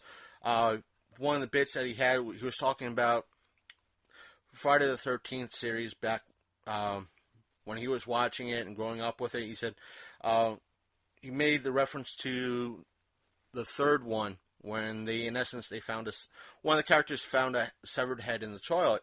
And he said, if it was me, I'd be writing a letter to everybody. And I think if I remember correctly, the letter was like, dear everybody, found head in toilet. I am going home. I'm taking Bubba's car. I don't think he'll be needing it anymore. And by the way, I'm taking his hat. I don't think he'll be needing that either. Signed, your living friend, Steve. And that in essence was the joke. Him saying, you know what, I'm going home. Screw you guys. And the letter was just funny. It's like, you know what, I want to see that in a smart horror film. You know, it's someone like, oh man, I found a severed head. You know what, I'm going home. I'm going to leave everybody know, dear guys and gals, found severed head. I'm going home. I'm taking Johnny's hat and his car. I don't think he'll be needing either one at the moment. Signed, your living friend, Tommy. And next scene, him just driving away. Exactly. Yeah. That's hilarious. But yes, it's a funny gag. It would be funny. It's like, wait a minute, that's one of the smarter characters right there. But then again, you have a movie, though I don't think it was done totally right, but it kind of turned on everybody's ear. It was an interesting film. It was Cabin Fever. Not Cabin Fever. Was it Cabin Fever? No, Cabin in the Woods. Cabin in the Woods, yes. It kind of turned... It might have not have been the greatest movie, but it tried something new. It tried a new look on the horror genre. I think that's what they're at least trying to do, and saying, hey, we're going to make a nod to a lot of these horror films, but we're going to try to give you something different. And I don't think the fans kind of totally accepted it, but the true fans were like, we see what you're trying to do. We like it. And it's a good thing. But I think horror fans are a fickle bunch, though. Oh, yeah. Of course they are.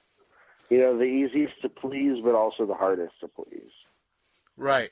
If you do something right, we'll be very forgiving, but not totally accepting. One of the things I've mentioned was, like, I think, what movie was it? It was campy, but it wasn't the best. It was Dracula 2000. Have you ever seen that movie? Yes. It was not the best Dracula movie ever, but I like how they kind of added to the Dracula lore without taking anything away.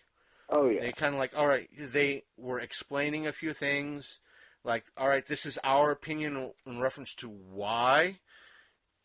Why Dracula behaves this way, why he's afraid of garlic, why he's afraid of silver, why he can't go out during daylight. And that is like, all right, not the best movie, but you're giving a good theory in regards to something, a mythos that's been around for many, many, many years. And it's like, all right, the movie sucks, but I applaud you on trying something new and introducing a new way of looking at things. Exactly, and see, that's why, and see, this gives sort of a perfect leeway into the dark universe. As it comes to the, discussion about Dracula, and, see, vampires are, like a lot of the Universal monsters, are concepts that are so hard to really update. And, here's my thing. I think that as far as meshing the universe together, they're not going to have any problem. Why? Look as early as the 50s. House of Frankenstein, House of Dracula. All movies that were basically the dark universe. It had Frankenstein, the Wolfman, the Gill-Man, and, Bride of Frankenstein, Frankenstein's daughters, and whoever else. A lot of these movies did that crossover, and I think they're trying to bring that back now, and now might be the time to bring that back if they do it right, and if Warner Brothers doesn't kind of muck the waters and say, hey, you're infringing on our comic copyright we have a dark movie section for our comics, so you can't do any dark stuff with yours too. Well, no, anything it's just over the name Dark Universe. Yeah. It's not over, which they can call it something different, but at the end of the day, it's the universal. They should call it the Universal Monster Universe, is what they should do. Because here's how apparently it's supposed to be. It's supposed to have the Creature from the Black Lagoon, Bride of Frankenstein, the Invisible Man, Dr. Jekyll and Mr. Hyde, the Mummy, and then regular Frankenstein. But, see, here's the thing. If they try and do it as the Brendan Fraser PG-13 action-adventure Mummy, it's not going to do well. They need to pump horror into this. They need to make it scary. They cannot make it an action-adventure. I don't want to see an action-adventure Frankenstein or an action-adventure Dracula. I don't want to see an action-adventure Wolfman. I want to see a horror Wolfman. I want to see a Wolfman that rips people's throats out. I want to see a vampire. I think that's what they've been trying to do anyway. Yeah.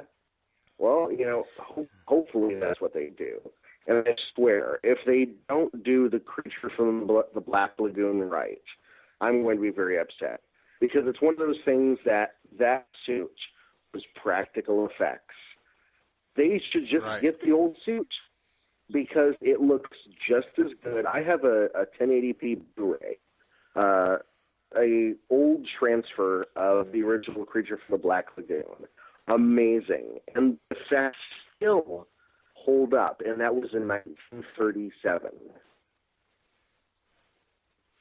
A lot of those effects still hold up, even though a lot of them were very, very cheesy. They hold up. And even some of the stuff from the 80s, it kind of holds. It looks cheesy. When you look at it today, let's take The Last Starfighter. Granted, the effects in it were still cheesy, but good chance a lot of those effects are still better than what the Sci-Fi Channel puts out on a monthly basis. But but you can kind of understand that. So, Channel. Right. But it's that thing. It's like you can't knock good or great practical effects. Let's see who did. What was a movie recently that came out within the past year or two that did a bunch of practical effects, and it was like a breath of fresh air. I want to say it was like Guardians of the Galaxy, but it wasn't. But it was something. It was something recent where they did a lot of practical effects in the movie. It was within the last year or two, but it was it did very well for a little while. And I liked it. A lot of the effects in it were very practical. And you need to look up a movie called The Void that came out just a few months ago. And it's like, I would describe it as The Thing meets Hellraiser. Ooh. And speaking of that, I'm sure you heard the same thing from many years ago in reference to Freddy vs. Jason, that and one of the original endings that they wanted to do for the movie was to introduce Pinhead to the series. Oh, yeah. I was like, wait, I would have loved to see that, just at the end of that little bit of a twist of, Pinhead coming out and just kind of being, boys, what's going on here? What's the trouble? And seeing a sequel with the three of them to see what would happen. But... Well, I know that at one point they had talked about doing a Halloween and Hellraiser crossover that was called Halloween. And I know there was actually a script out for it. It's funny that you bring up Dracula 2000 because Patrick Lussier, that directed that, actually wrote a treatment for Halloween. And there's been, so many different crossovers that were planned that never came into fruition. So many terrible sequels and ideas that never came into fruition. I know that at one point there was a Chucky Leprechaun crossover plan. We've seen, crossovers can work and then they cannot. Okay, we've seen how they cannot work with Lake Placid versus Anaconda, or Puppet Master versus Demonic Toys. You know, we've also seen how they can work with Freddy versus Jason.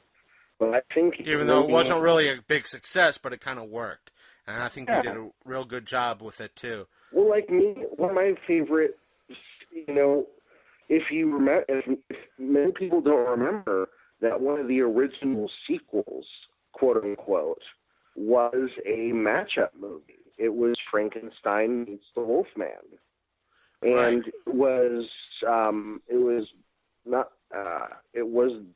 Lugosi as the monster. Frankenstein.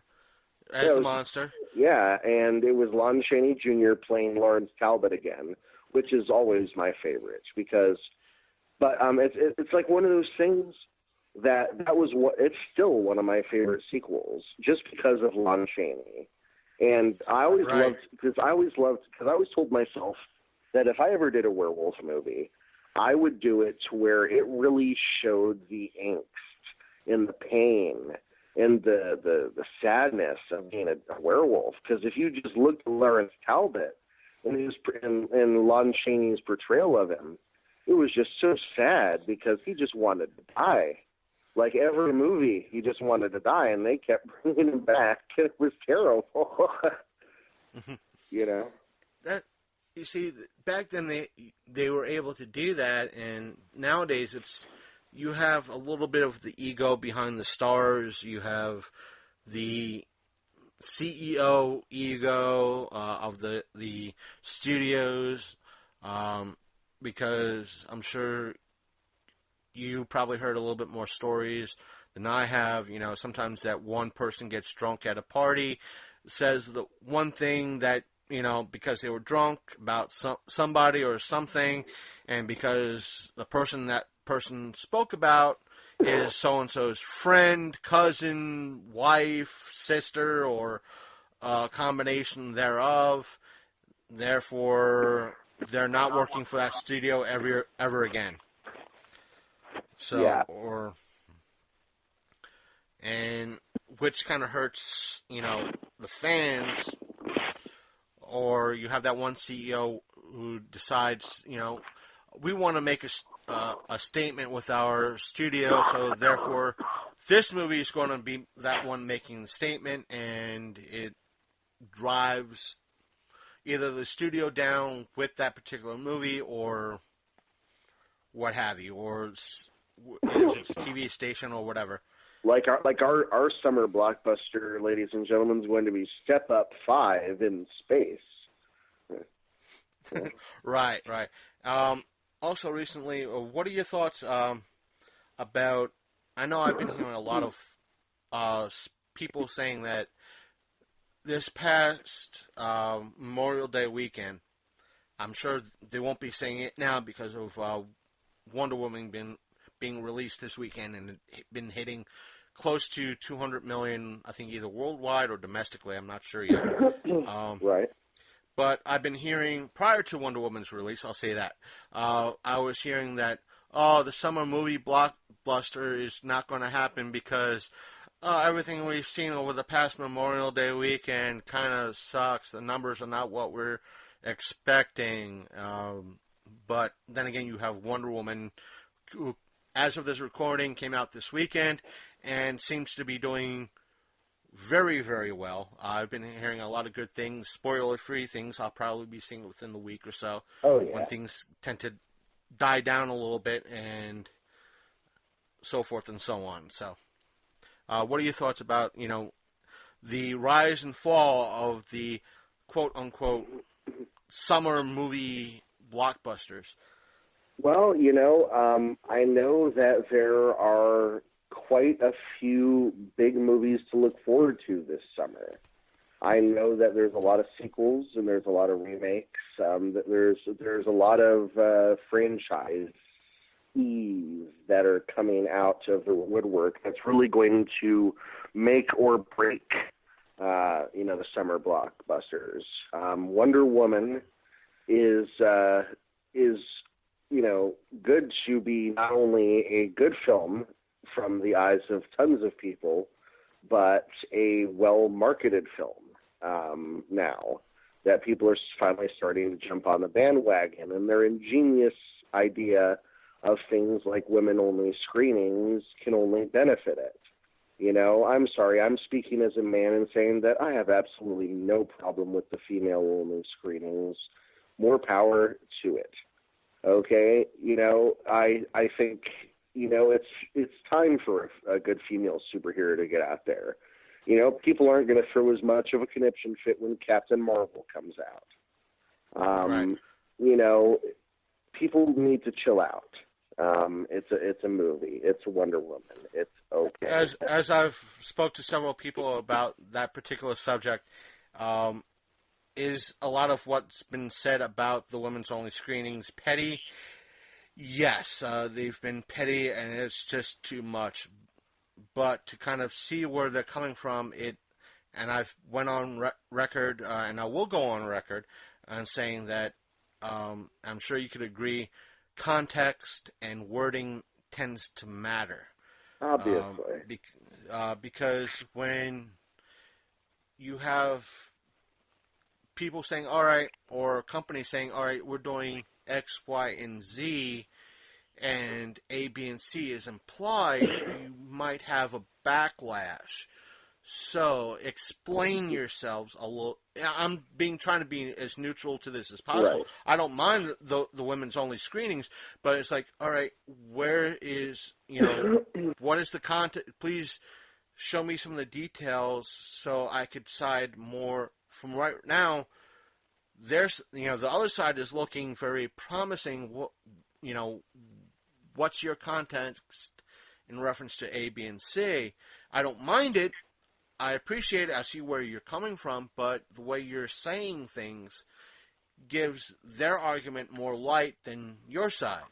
Right. So, I've told people in regards to this situation, it's like, all right, if they bill it as a open, you know, it's open to everybody but men, wrong. If you say, well, we reserved the theater so women could, you know, do it, but it's privatized.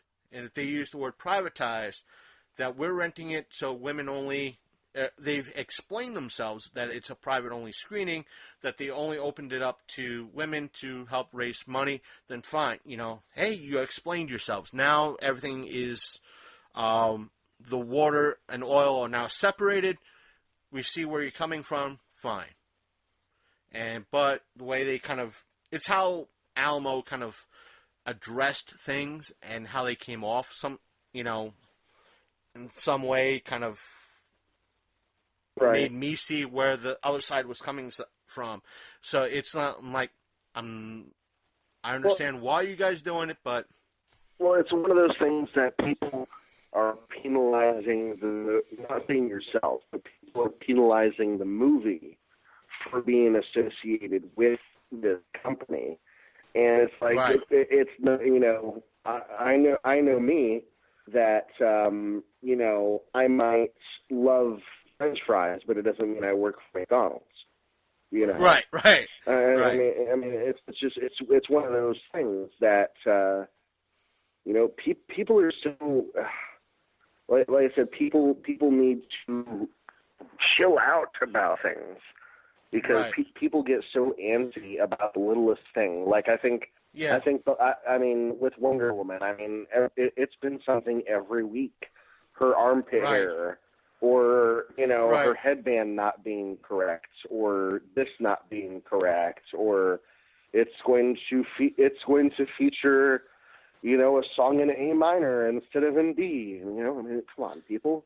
You know, at the end of the day. Part of, overall, including myself, it's like, you know, just, you know, I'm sure you can understand. I can understand. I could see, as someone who is kind of learning promotion a little bit in regards to the show and all that. A lot of people will say there's no such thing as bad advertising. So in a way, you guys complaining about it, you're making more advertising for the movie. But you know what? As someone who's a casual fan in the same way, you guys might want to shut the heck up. It just you go away, go someplace else. Just leave it alone. Let the movie just be a movie. People just need to realize that movies are an escapable experience. Right. Just go in and watch the movie. I always tell people, okay, before you get into a tizzy about this movie because of this, oh my God, this woman's showing her, this girl only did Disney movies up into this, but she's showing her breasts in this movie. Is it a great movie? Well, yeah, then who cares? Okay, this person, is showing two penguins getting married. Oh, okay, it's very controversial. Is it a good movie? Then who cares? I don't care what somebody's wearing or how they're acting or any. It's art. Right. It's Prime example could be the Fast and the Furious movies. They're might not be the greatest movies out there or series out there, but mainly they're designed for you to go into the theater, pay your money, unplug your brain for maybe an hour and a half to 2 hours, and enjoy the stinking film. Mm-hmm. And yet you have films like Vanilla. I'll use an example, like it or hate it, Vanilla Sky, where you could watch it, unplug your brain for a little while, and talk to somebody about where the overall plot line will go, and how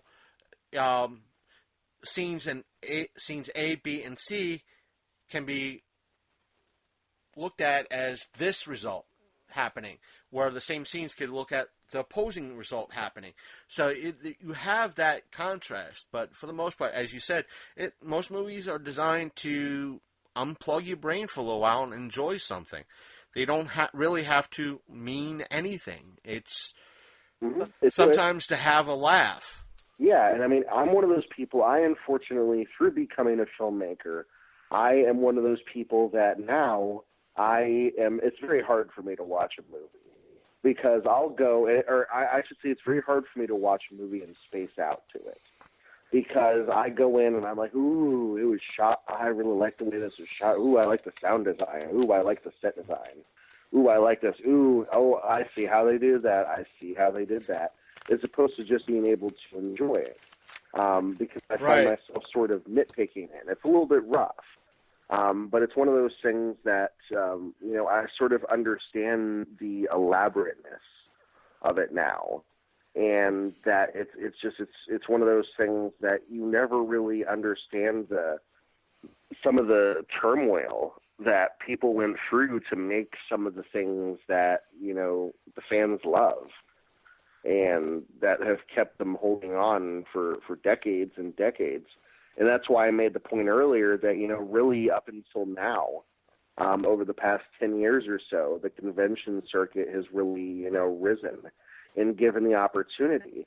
Do you think that, Jose Canseco would think that he would be still signing autographs or on a reality show? Or do you think the kid that played the janitor in, and this is, in Friday the 13th Part 6, would be signing autographs because of his famous part at a convention in 2017. No, and neither did they. It gives horror and the conventions and this industry as a whole gives so many of the greatest opportunities for so many cool people, to do some of the things that, nobody ever dreamed of. And I love it. I can't wait. This year is going to be this year and next, or more towards the end of the year, and then the beginning of next year is going to be my first time at the conventions and the festivals, and I can't wait to hang out with everybody, all you guys, and just talk horror, and it's going to be so fun. And that's the thing. Where was I going with this? I had a thought and it just went poof. I don't know. I blame my old age. I'm not even 50 yet. That's the whole aspect. I've I see where you're coming from in reference to the movies. That's where I was going with my thoughts. That I've hung out with people, or I've spoken to a lot of people like yourselves who are filmmakers or who've worked behind the scenes in film, so I understand what goes on in making a movie, and the director or photographer looking at things and what it takes to put a scene together, and the makeup and the special practical effects and the digital and the who's, the what's, the where's, and the when's. And so I understand the behind the scenes and what goes into it. So for me, it's like I know what goes into it, and it's fascinating. And that's what I see it as a fan, and I could break it down a little bit. So in essence, I'm in that little gray area between fan and filmmaker, whereas I know what goes into it, so I'm enjoying it on a whole different level than someone who's just there with a bag of popcorn or a bucket of popcorn and just chowing down, saying this movie sucks. Where I could agree with you, this movie sucks. The director of photography did not do a good job lighting that scene. I could tell you that right now. And that whole color scheme where they used in this section, that sucks too. And they're looking at me like, how'd you know something like that? It's like, well, I hung out with, I speak to these guys, I'm not on the set, but I speak to people that work on movies all the time. So I could see why, they probably made that choice, but it doesn't look right. Why? And they're like, well, overall, no, the story is fine, just that the director of photography on this looks like a butthead. Yeah. Or that particular actor is acting like he's not really selling the scene. But that's, again, we could talk hours on end in reference to how actors and actresses really sell scenes, and who acts well and who really sells that part. Because I've seen many actors in movies that are movies that are completely terrible, and yet there's that one actor that's an A-list actor who's really selling his part or selling her part, and you're like, you know what? This movie sucks, but that actor or actress is really selling their part. I love it. There are terrible movies that are made every year that somehow get made, but they do. I'm sorry, there's a reason why Gary Busey 3 times has played a killer gingerbread cookie. Okay? And it was, okay, I have not watched any of those movies, nor do I care to, nor do I have any desire to ever watch The Ginger Dead Man. But you know what? He made his paycheck off of it, and to every time there's a season. I mean, look at the Sharknado movies. Nobody thought the damn Sharknado movies would be making any money, and look now. Everybody, it's like an honor to be in a Sharknado movie now. As much as I'm a contradiction. I don't like this. I've seen a good chunk of the Sharknado movies, and I don't like them, yet I can enjoy a piece of trash movie like The Ginger Dead Man, and it's just like, why am I enjoying this piece of trash movie, yet something like Sharknado I hate with a passion? It's like, I'm like, wait a minute, something like Ginger Dead Man is kind of like me in the chocolate cake. It's in short little quick pieces. Yes, it's good, but I don't know why. I think it's the era I grew up in, watching the Roger Cormans, the early days of Trauma, the uber cheese that there's an element that I like, but it's like, why am I really watching this? It's a train wreck, but I'm watching it. That's part of my fandom right there. It's like, this is a train wreck. Why am I watching this? But see, like me, I mean, like, I'm a fan, for instance, of a lot of the old, the 80s teen sex comedies, but a lot of the lesser-known ones, like The Last American Virgin. I don't know if you remember that one, with Lawrence Monsoon. Rings a bell, but I don't think I've seen it. Okay. Or what was that terrible one with Patrick Dempsey as the pizza delivery boy that was screwing all the women that he was delivering pizzas to? I think it was, or like Mannequin, that kind of. Yeah, I remember. Yeah, I remember Mannequin. I remember the sequel too. I've seen them both, sadly. Oh yeah. Hey, I love that. I love them. And the sequel had the young guy from Fright Night in it. Right. Because he took over the Andrew McCarthy role. Right. And it's like, I remember seeing I've told people that when it comes to a lot of the 80s, early to late 80s horror flick, I've seen so many that I don't remember the title of the movie whatsoever, but I could walk into, now this is the days when we had video rental, places. Right. Yes, I'm dating myself, folks. I could walk into the horror section, pick up a box, and say, I wonder if I've seen this. Look at the back of the box and read it and go, oh yeah, I've seen this like 3 times, and put it back. And I've seen so many bad horrors, good horrors, horrors that were a train wreck. But it was a good one that I hadn't seen ever, that I saw for the first time the other week. Motel Hell. Which one? Motel Hell. You remember? I remember that one. Oh yeah. The brother and sister that are burying the people out in the yard, and that they're like to use his beef jerky. Yes. And then the young girl ended up like falling in love with the old guy. Something like that. I told my favorite tale to tell is that locally there was this was going on maybe 5-6 years ago. I was part of a kind of, you hear about like book club, book of the month type clubs where a bunch of people read a book and they discuss it. But it was more along the lines of a movie type of ordeal. Right. And the guy did not know how to run the group whatsoever. His movie library was severely lacking, but nor did he seem to appreciate any of the movies that he had or decided to let everybody watch. But if I didn't, I swear to God, Nick, if I did not hear the voicemail for myself, I would have thought the dude was lying through his teeth. The voicemail that he had was of this guy that, if I'm remembering the numbers correctly, he had several thousand video cassettes, several thousand DVDs, several thousand Blu-rays, plus a whole mess of classics, from what he was stating, like Frankenstein, The Blob, Dracula, on the original celluloid films, and all the equipment to play the stuff on.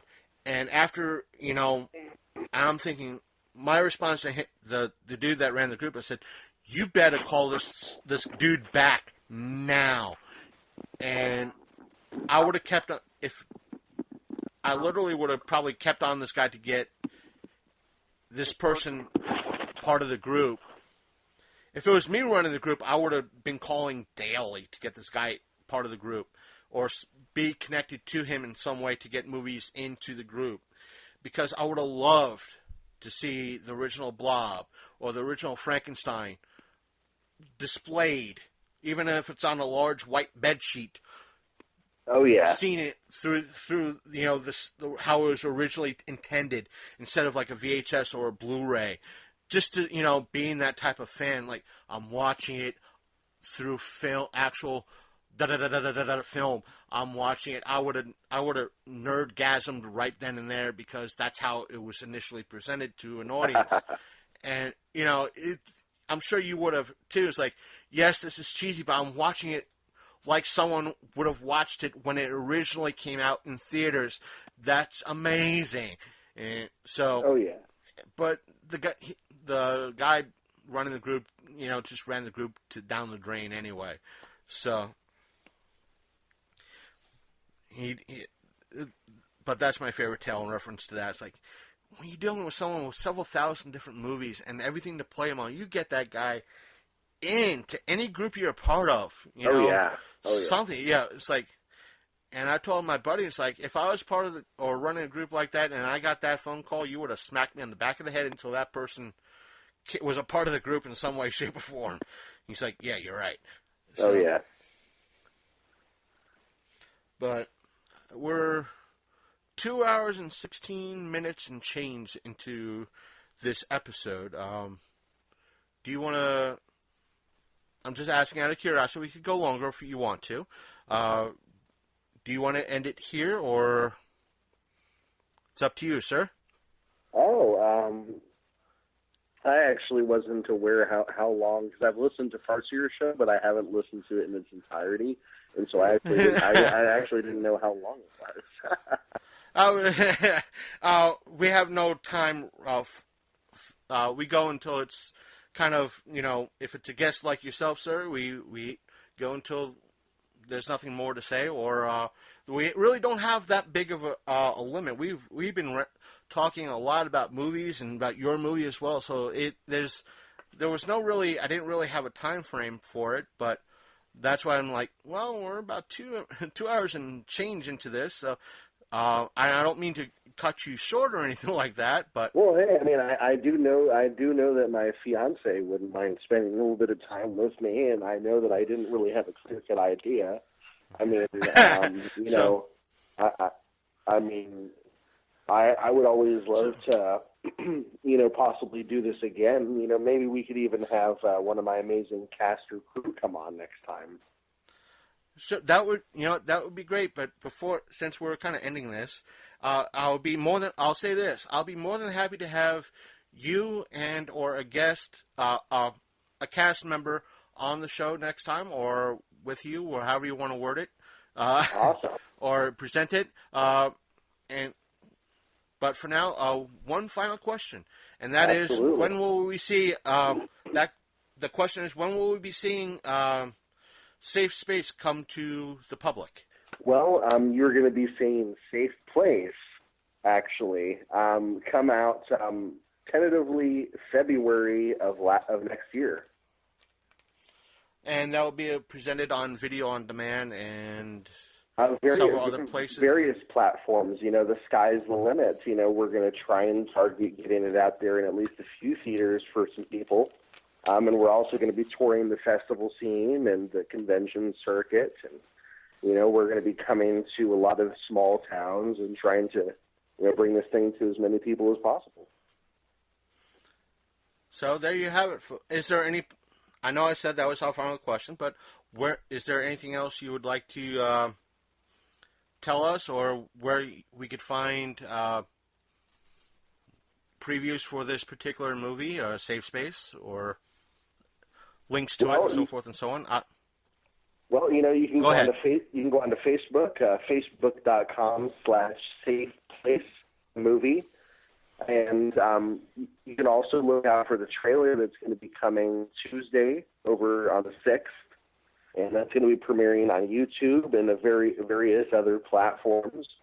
And, we're really excited. And, you can look for all information on the Facebook page and, just to keep yourself updated.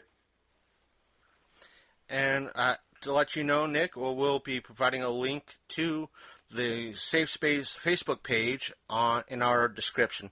We do that for all the people that we have on. We provide the links to their social media if they provide one, or which ones they do provide. So it was very nice to speak to you, and we'll be more than happy to have you on. Absolutely. I can't wait to come back on. It's been a pleasure, Chris. Welcome back, everyone. Again, that was Nick Hunt. I did not expect the interview and the discussion to last over 2 hours and 15 minutes, honestly. It was such a great discussion, and having Nick Hunt on the show talking about his new movie. His trailer drops tomorrow, June 6th, so stay tuned to his Facebook page, which is linked in the description. So go check it out, and stay tuned for more information about his movie. When it comes out, we'll try to share it on our social media.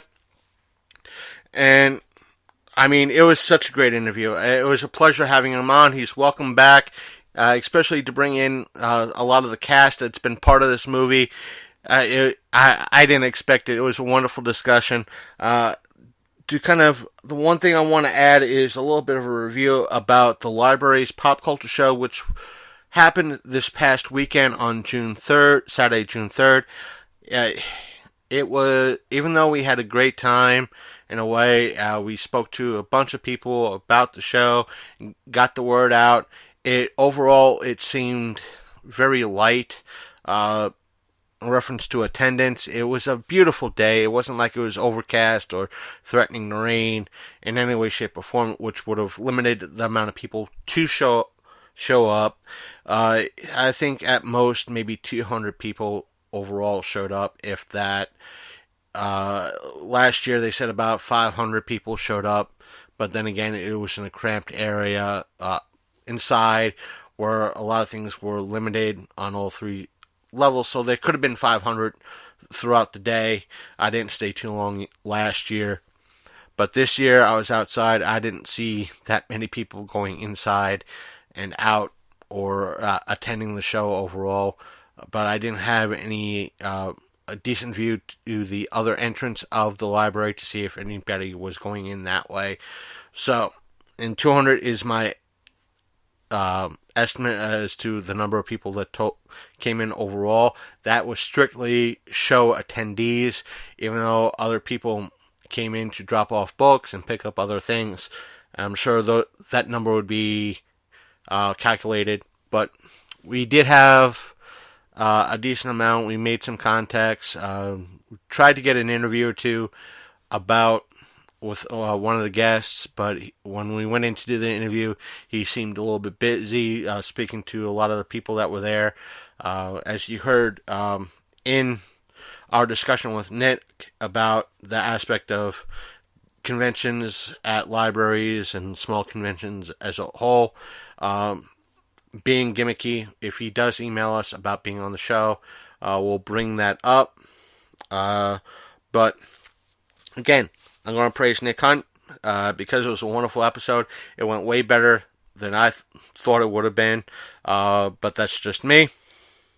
But overall, the Library Pop Culture Show, I'm going to have to give it I want to say, the number that's on my tongue right now is a 6 out of 10, which is mediocre. Not even the director who was there kind of in costume a little bit, even though it was Wonder Woman Day as well, because of it being the premiere week of the movie Wonder Woman, which I've been hearing good things about, and I do want to go see it. She just didn't seem thrilled to be a part of the event or to be a part of the event. And when one guest said, well, these conventions were gimmicky, her response was, well, yeah, they kind of are. No, to me, the response would have been, well, should have been equivalent to my response to Nick, or my statement to Nick. They bring people who can't get to larger shows. That's it. You have to defend. It's your event. You got to defend it. Even if it is, I know some people, I'll probably speak to Matt about this if he ever comes on the show again. He probably will. He was doing his own event in one of the theaters nearby. He would have, if he didn't have that event, he would have been hanging with us at the library doing his promotion thing. So again, we do not have any beef with Matt whatsoever. So Matt's a great guy. Nick was even a great guy. Speaking to him, I hope you enjoyed the show. I'm rambling now. Again, you can find information about Nick's movie in the description below. Let's see what else. If you have any questions for Nick, or any questions for us, comments, smart remarks, or what have you, or any problems with what was said in the episode, as always, our email is longcoatmafia@gmail.com. Our Facebook page is facebook.com/The Longcoat Mafia Podcast. We are on iTunes and Google Play Music, if you didn't know, or if you switch over from one device to the other. The mobile app that is Apple wants us to promote, as always, the fact that you can now get us through the Apple Podcast app, but it's still iTunes nonetheless.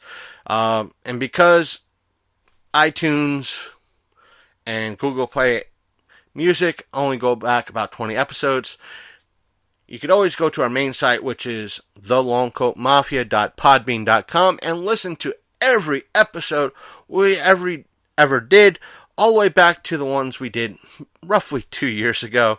So there's that. We do have a Twitter account, which is Longcoat Mafia, and our Instagram page is also Longcoat Mafia. We're working on our YouTube page. Just look for Longcoat Mafia. You can always find some whatever we're tasting or unboxing that we're doing at the time. So there's that. Stay in touch, like, subscribe, follow, stalk us online, and don't forget to share and interact with us. We love to hear what your thoughts on about us and what we're covering. So thank you. Have a good week, folks. See you next time on the Longcoat Mafia.